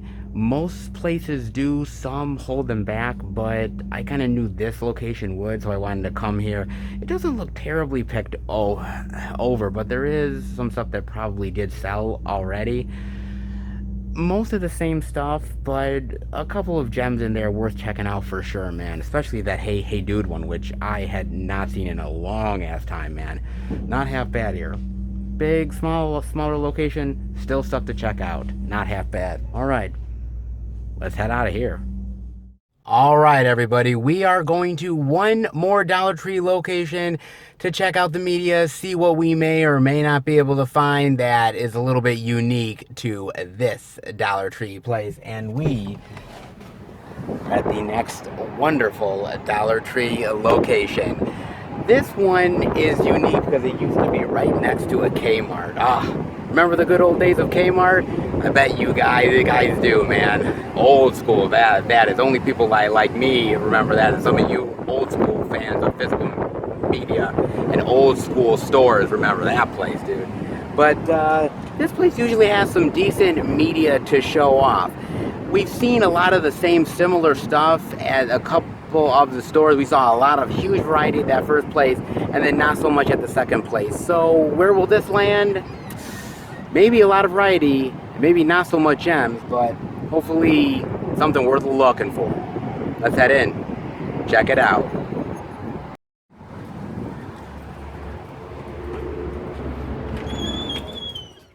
All right, everybody, we are in at this other Dollar Tree location, and they have actually quite a bit of stuff, honestly. They have District 13, movie, that 2-movie Lee Van Cleef thing. Oh, actually the same movie set, just a slightly different cover art. This cover art and this cover art here. Interesting. They have The Gate of the Ghost, 3D, Gate of the Ghost. Of that, they have Prophet, Hot Wheels, Jack Hunter and the Lost Treasure of the Ooze. Very interesting, okay. I kind of feel like we've seen this. Yeah, we did. We saw this at like Walmart a long time back. It was like one of the new releases at Walmart a long time back, and now it's here for like $1. I can totally see why. It's another one of those, like, we're totally ripping off Indiana Jones thing, and we're not nearly as good, but we're gonna kind of put up cool, like, fancy art to make you pretend that it is. Very interesting. Yeah, doubt it's that good. Anyways, I got that. That El Dorado, Ideal Home. That weird flick. Honest Nest. Prophet here. Maskus. Revolt. More RoboCop, of course we need that. Summerslam. Maximum Impact. Seeing a lot of the same stuff, honestly. Nothing really crazy new here that I'm seeing.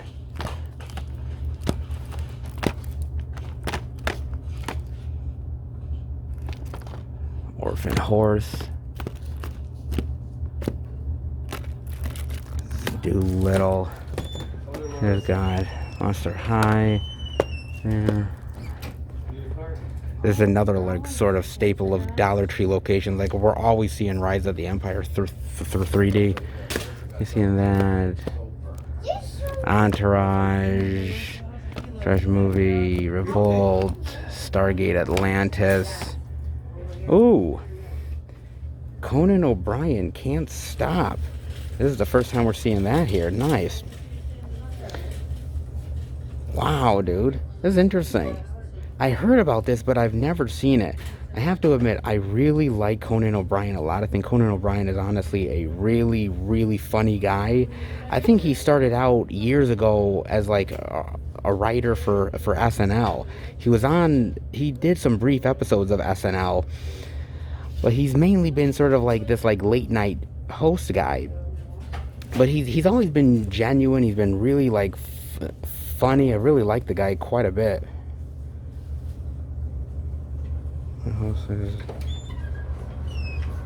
Oh, okay. I didn't know about the like whole like Tonight Show split. I must have not have been paying attention to that one, but oh, so this was kind of his answer to the whole contractual obligation, was to go out and do a tour.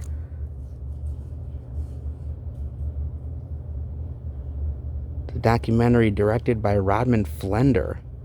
Now, Rodman Flender, I believe he actually directed Idle Hands, and he's directed a couple other ones. He's a really like good like horror comedy director. I really like some of his stuff. So it's kind of weird he does like a Conan O'Brien documentary. So weird, man. This is a really cool find, actually. On Blu-ray for $1. That's really cool, dude. It's like shocking. They got that. Entourage, Vanquisher, Take This Waltz, Flat Out Sexy. There is nothing that Seth Rogen is in that I would ever call sexy. Okay? Nothing. I'm sure it's good, but calling it Flat Out Sexy? Really? Okay. 3D, Fisher, View. Oh, Secret Life of Walter Mitty. For $1. It's not a bad movie. I like Ben Stiller a lot. I think Ben Stiller is actually a really funny actor, and I've liked a lot of stuff he's done. But this movie, the problem with this movie is a lot of it is only in his head, and so it's not. I mean, I like the fact that he finally gets out and does things, and he has an adventure towards the end of the movie. But like 70 to 80% of the movie is just all in his head. And just dream scenarios. There's not really much there, unfortunately. The movie's mainly very superficial. And as much as you can try to put comedy to it, it doesn't really work. Yeah. It's not a bad movie, but it just kind of drags. And I've watched it a lot of times, and I've always wanted to like it because I like Ben Stiller, but it just didn't do it for me. And her and my pants. They have that again, that DVD digital of Monster High Electrified with that really weird Despicable Me 3 slipcover, which really, it's still baffling to me. That is so odd, dude. Like, it's a different movie, but it's a promotion for Despicable Me 3 through a slipcover. I've never heard of that before, ever. That's like the first time I've ever seen that, of like promoting another movie with a slipcover. That's so weird, dude. God. Exo Squad. There, he joins. Lone Ranger. Across the Sound of Music. Looks a lot of the same stuff that we've been seeing. Nothing crazy new over here compared to what we saw before. More of The Gift.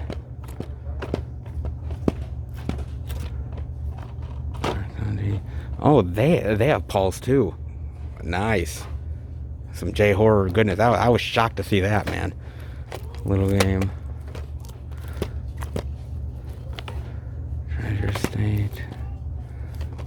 A lot of the stuff we've seen at other ones, so nothing really crazy new over this end. But we'll see if there's anything else worth checking out over here, guys. And guys, I also found this area here that has some stacks of movies and DVDs over here. Satisfaction, Parenthood. He's out there.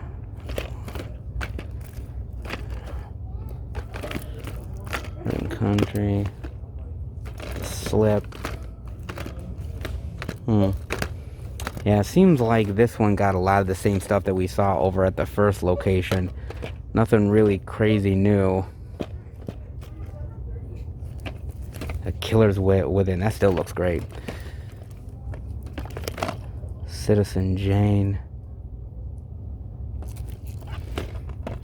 Ali Sheedy, Sean Patrick Van, and Meatloaf a Day. Is that his last name? Meatloaf a Day?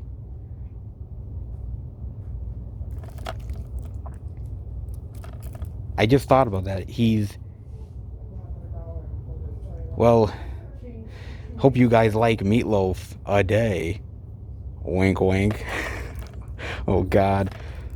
Oh, man, I really hope that's not his last name, because, boy, people would have a ton of jokes about that shit. Oh, my God.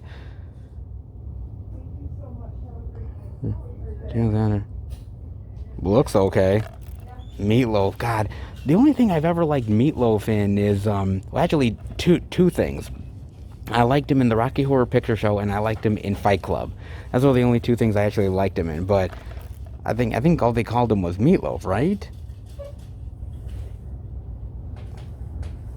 Oh, God, please don't tell me his last name is Meatloaf a Day. Oh, good Lord, man. Oh, they have Possessions. Monaco, Deadliest Catch. Ello. The classic BBC comedy series. Oh, I've never heard of this. There's a lot of, like, British comedy that I don't really get into. It's not that I hate it. I just, like, for instance, like The Office. Like, I like the American Office more than I like the British Office. It's just the British humor. It's just that sensibility that I just don't get. I don't know. It might be just me on that one.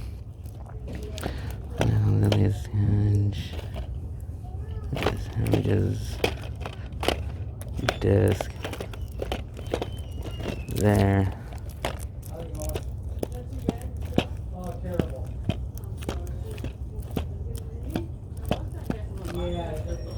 Astral. Unfinished song. It's for Eccleston. Oh no, that doesn't look half bad. Not that, more of The Gift. That, game, Bill, the Lola. There, Bronson. Broken English. Runaway Romance, Finding Love in Unexpected Places. Dude, does it kind of look from, like, the picture that her head is not exactly attached to her body? It almost looks really Photoshopped, dude. Really, really Photoshopped, man. And one of those, like, cheesy romance flicks. Then we got that. And we've got this whole Black Mark, Doe. There. There's that. Ninja. Daniel Boone Trailblazer with Bruce Bennett and Lon Chaney. Really? And we're seeing a lot of, like, really interesting movies with these old school actors that I've never heard of, dude. Oh, he can. That's interesting. Good. Have that. Sinbad, Red Skelton. Running Out of Time with Tasha Smith. When the governor's chief of staff dies suddenly, he leaves his grieving widow, Brenda. There's corruption. Oh, it's sort of like a political on-the-run type of thriller. You know what this kind of reminds me of? It kind of reminds me of that movie with Johnny Depp. Sort of Nick of Time, if you guys remember that one.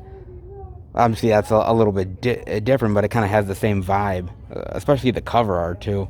Reminds me of that, too.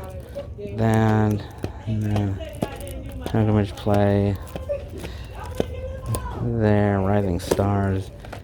Yeah, a lot of the same stuff. Nothing really too, like, standout. The Gift. 1,000 Times More Brutal. Okay.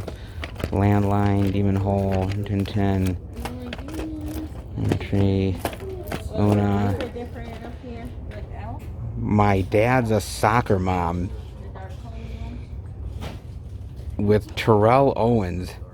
Sometimes parenthood is a full contact sport. Please, God, don't tell me that.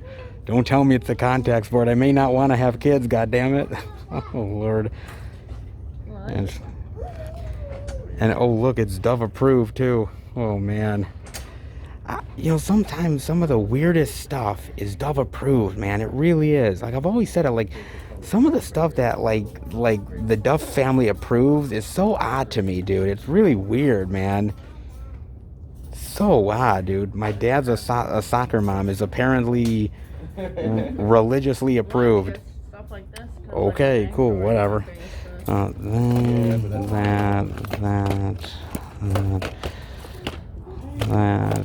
is within and Dakota. Yeah, a lot of the same similar stuff. A lot of the stuff. A couple things we're checking out, but for the most part, I think everyone's getting the same type of stock in, though, guys. But at least interesting to give it a look here. All right, let's head out. I wanted to come to one more location, guys. I honestly did, and the reason why was because I just wanted to see what the differences were between like a really big Dollar Tree that we saw earlier versus a really smaller one and one that's more of like a mid-range.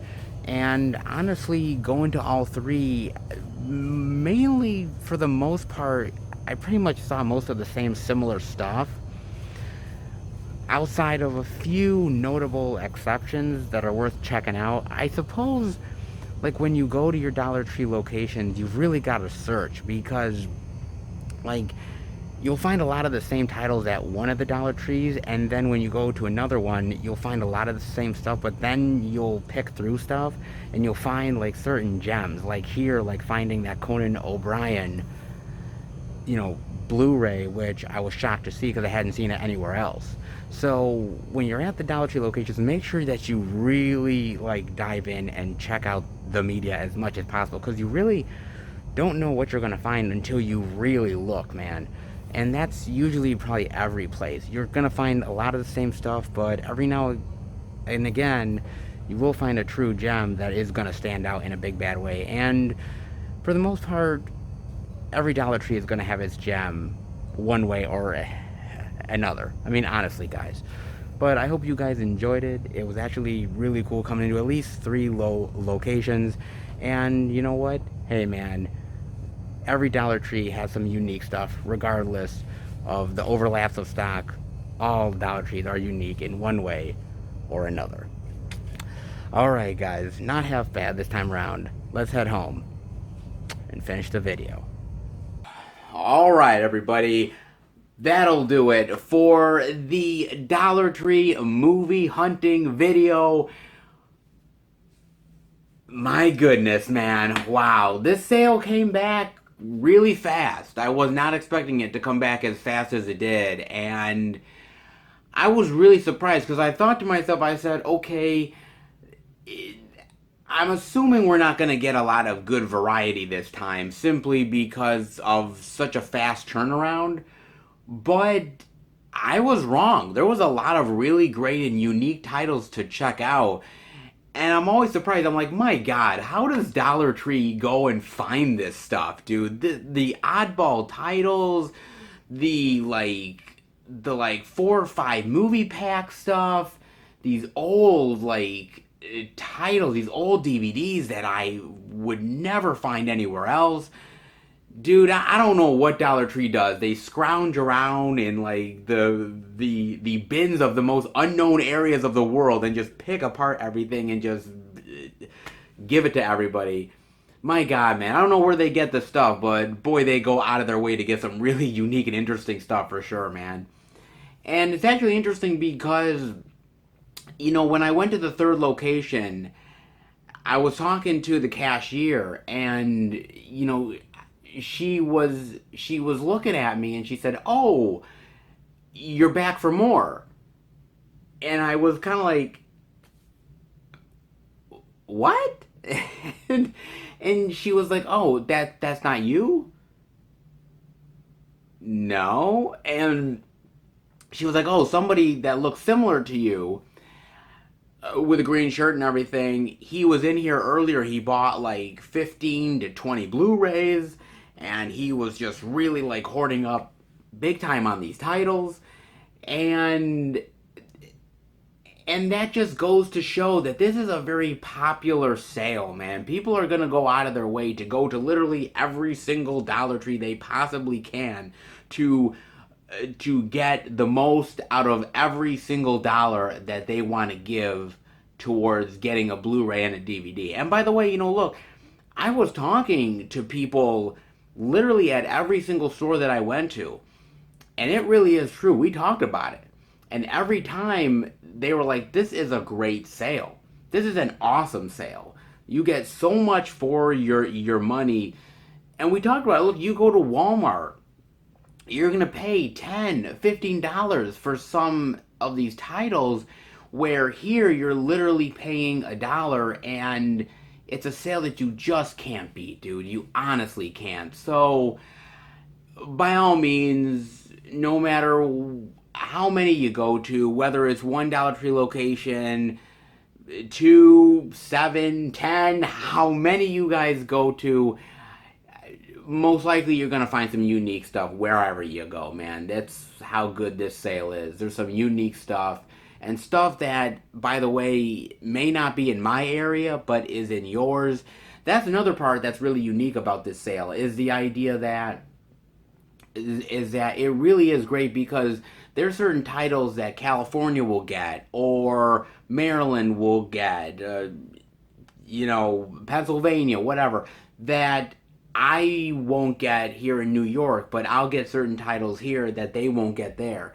And it's the variety and it's the uniqueness of the titles, and I think this sale continues to be really great for collectors of these unique and interesting B movies, these indie titles, big blockbusters that are finally coming for $1.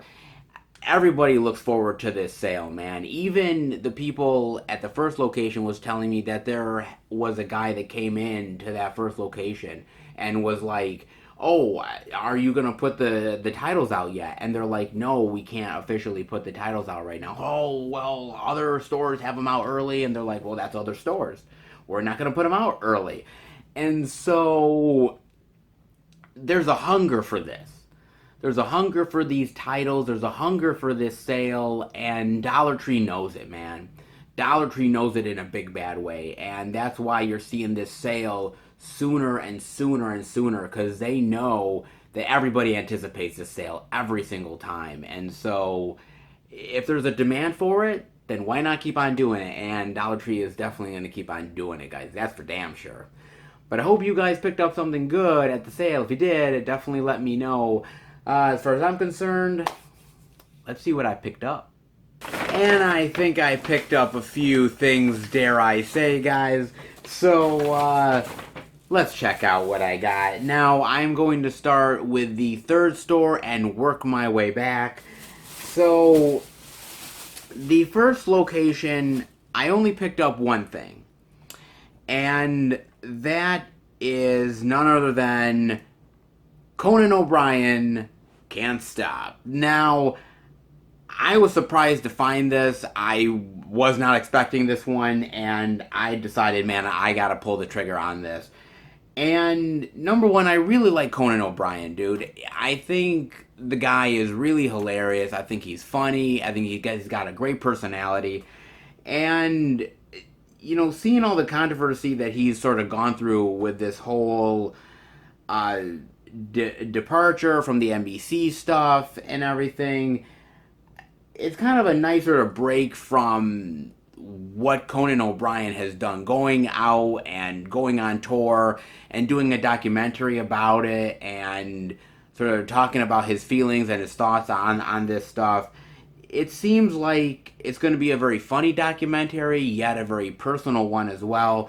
So, you know, as a fan of the guy, I decided to pick it up. So, Conan O'Brien Can't Stop, got that one. I also, at the second location, picked up a couple of titles.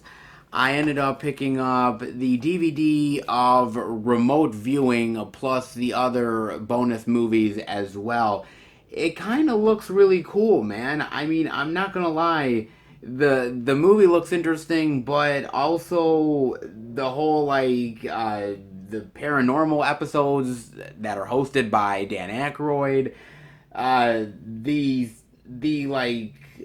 couple of episodes of this sort of paranormal television show that is hosted by Boris Karloff, which I've never seen before, and being an old school fan of Karloff, this is something that I'm like, wow, I've never seen this. So that's kind of like, this was the main buy right here to get this one. I mean, but also like this Phantom from Space one, it kind of was cool, dude. I'm like, for $1, man, I get some really cool little interesting sort of episodes from things I've never seen before. But why not pull the trigger on it? So I decided, what the hell, dude? I got this one. I also ended up, and dude, I had to. If I didn't, I think you guys would have literally choked the shit out of me.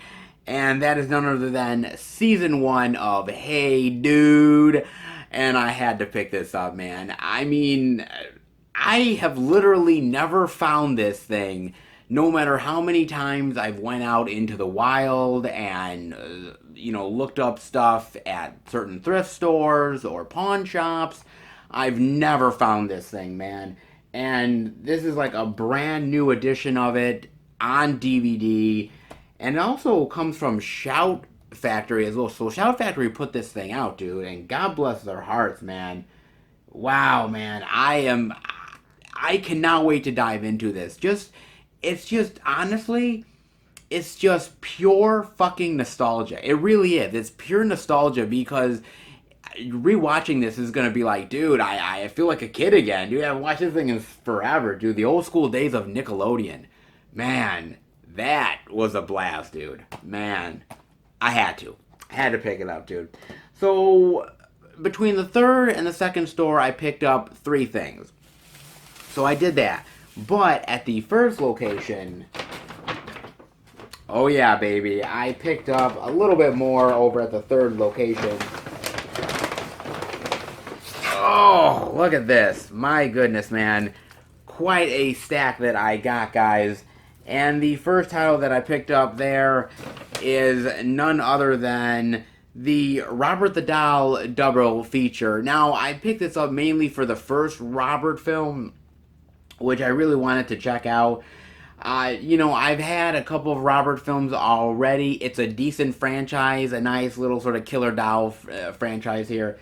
But I've never seen the first one, and I kind of want to do that. I've kind of watched the other ones, but never the first. And I'm kind of like, that's kind of really odd. So I'm finally getting to watch the very first film. Thank God, it only took me long enough to do it. So yeah, why not? Just out of a curiosity to watch the first Robert. $1? Can't beat it. Then I ended up picking up the DVD. Dude, I had to do it, man. And it's Chili Dogs. It's Chili Dogs, bro. I had to pick this fucker up, man. I've never seen it. Leslie Nielsen, Skeet Ulrich, and Natasha Henstridge in a movie together. Boy, that's an odd combo, man. But it kind of looked fun, and why the fuck not, dude? And I gotta admit, man, that some of these other ones, like Mooch Goes to Hollywood with Zsa Zsa Gabor and Vincent Price, what a weird fucking combination, dude. But I have to get that, dude. Dream a Little Dream 2, which I haven't seen in a really long time. Rescue from Gilligan's Island. Oh my god, the last time I saw that, good lord, dude. That was maybe like a decade and a half ago. It's been a long ass time, dude. So some of these ones are just wanting to watch it again, and just sort of like the fascination of getting a chance to revisit it. And for $1, why the hell not? So I got that. I also ended up picking up Dolph Lundgren's Don't Kill It, baby. I love me some Dolph. You guys know that. And this is one I've been wanting to watch for a while. I remember it being at Walmart. I remember seeing it, and I'm like, God, I really don't want to pay like $10 or $15 for this thing. So maybe one of these days I'll get it for a low price. Well, can't really beat $1, can you? So I decided, what the fuck? I'll pick up a little Dolph Lundgren action for $1, and not half bad. Then I also ended up picking up, and this was a no-brainer, guys. Honestly, this was a major no-brainer, and that is Pulse. Dude, I had to pick up Pulse, man. I've watched the remake. I've watched other J-horror films, other J-horror remakes, and other J-horror originals that came from overseas, but I've never seen the original Pulse. And it's always been a kind of curiosity to watch it. Did I ever think I was going to actually find it at the Dollar Tree? No. But shocker of a lifetime. But I mean, for $1, an original J-horror? Dude, I'll take it, man. Some of the J-horrors are really good and others are not so much. But I've heard good things about Paul, so I definitely am down to check this one out, guys. Looks pretty good. Definitely give that one a look. Then the next thing I got is I picked up Anthem of a Teenage Prophet, and I picked this up because it kind of looks actually really unique and interesting to me. I like the sort of paranormal, sort of extraordinary aspect of seeing visions. I sort of like the idea of the teenage story, the rebellion angle to it. It's got some good elements to it that I think I may enjoy. So for $1, I figured why not give it a chance. So there I go with that one. I also ended up picking up Killers Within. Oh, look at this, dude. The cover, man, look at that. It was screaming out to me to buy me, buy me. And so I'm like, okay. I like the sort of cover to it, and I kind of want to know what the fuck is going on in this movie, man. What the fuck are these people? And why are they eating them, and why do they look so weird? I want to know, dude. And so $1, I was like, what the fuck? I'm gonna give it a chance, dude. So Killers Within, it looks interesting to me, dude. Then the next thing I ended up picking up is the Blu-ray of A Walk in the Woods. I wanted to watch this, man. I've been wanting to watch it for a long time. I love Nick Nolte. I love Robert Redford. They're both really fantastic actors. And to me, man, having them together in this great sort of dramatic sort of friendship type of movie is one I've definitely been wanting to watch on my radar. So I figured, why not? So A Walk in the Woods, decided why the hell not to check that one out. Then the next one I ended up picking up is the Blu-ray DVD combo pack of Spiders, the triple feature. And honestly, this is out of curiosity. I mean, I am literally scared to shit of spiders, but at the same time, I love the cover art. I love sort of the synopsis of all three of these films, and I'm a monster movie fan. I love old school monster movies. I love the old school sort of tarantulas and the ants and them killing people. And so this kind of reminds me of like old school things like Arachnophobia or Eight-Legged Freak, something that I can really enjoy, man. So I don't know. I'm probably gonna be terrified watching this thing with all the spiders crawling on people. But you know what, man? I think it's worth checking out. And for $1, man, why not, dude? So I got this. And last but certainly not least, I had to get it, man. This one was a must get. And that is the Blu-ray of Dog Soldiers, dude. I had to do it, man. Now, yes, I do have the Scream Factory edition. As I said earlier, I do have the Scream Factory disc right here. But I've also heard that this is a good transfer as well. It's definitely a little more grittier, but it's a good transfer to it, and it's a nice balance to the Scream Factory version, so I decided, what the hell, man. It's a great werewolf film. It's honestly one of the best werewolf films of all time. It's one of the best modern-day werewolf movies, and I think it stands right up there with other things like Ginger Snaps and American Werewolf in London and The Howling and Bad Moon and all those ones, dude. Dog Soldiers is fantastic. So I figured, why not get an extra copy? You never know when you're gonna need it, and having an extra one of such a great werewolf film ain't half bad. So that's what I got with that, and dare I say, guys, my haul overall for this Dollar Tree trip ain't half bad.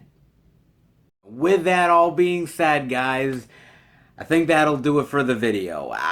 You know, this, as I've said before, is such a unique sale, man, and to see where it's come from when I even started doing it, like, even like a year and a half, a couple years back, to seeing where it is now, is just how popular it's gotten, how people really anticipate this every single time they go out of their way to really go to these stores and really want to engage in this sale. And I think another reason why I love this sale just as much as I think anybody else does is because it gets physical media out there to the masses, and it gives everybody an opportunity, an equal opportunity, to pick up titles and dive into the world of physical media. I've always said that I want as many people to enjoy physical media and get into buying discs and preserving these movies on disc as humanly possible. And seeing a sale like this where it's only $1, it really gives you an opportunity to not only experience films that you may not have otherwise, but it also gives a chance to get these movies into households that may not have gotten them otherwise. So it's a wider spread for physical media to be out there in the market, for people to maybe start to get into physical media, and also for people to give movies a chance that they may have been hesitant to otherwise. But because it's $1, why not give it an opportunity, man? So for me, I think this sale is great in so many ways, and I hope you guys take advantage of it in a big, bad way. Whether you've taken advantage of it before, or in the future, or now, definitely go and check out your Dollar Tree location, because I'm sure you will find out a lot of unique titles worth giving a chance to. Alright guys, I hope you enjoyed the video. If you did, definitely give it a thumbs up. Let me know what you think of this sale, what you think of the titles that you found, all the unique and oddball of variety for sure, man. And again, let me know what you guys truly love about this sale. Definitely let me know. And if you're new to the channel, welcome. Check out the other Dollar Tree movie hunting videos I've done. Check out the Blu-ray and DVD Tuesday videos I do every single week. The Blu-ray pickup videos I've done. The theatrical movie reviews with my friends. Plus much, much more. If you love movies and physical media, hit subscribe, be a part of the Film Fan Nation. I want to thank my wonderful subscribers out there. You guys are some of the best on YouTube. I don't care what anybody says. I truly think you guys are, man. Going out of your way to comment, to like the videos, to watch them. I know these videos are long. I know they take up a good chunk of time. But the fact that you guys go out of your way to click on them and want to engage with me, it really boosts me up in a big bad way. And it really makes me feel like my time is worth it putting into these videos for you guys to watch them and be entertained by them. So thank you so much. So if you love how I talk about movies and physical media, hit subscribe. And keep up to date with everything I'm doing through Instagram, Twitter, and Facebook. FilmFan108. Keep up to date with everything I'm doing, plus special pictures and videos I do from time to time on social media as well. Alright guys, another Dollar Tree sale down, and I'm sure another one is right around the corner. And I will see you back next time for a brand new movie hunting video. Take care everybody, and happy hunting.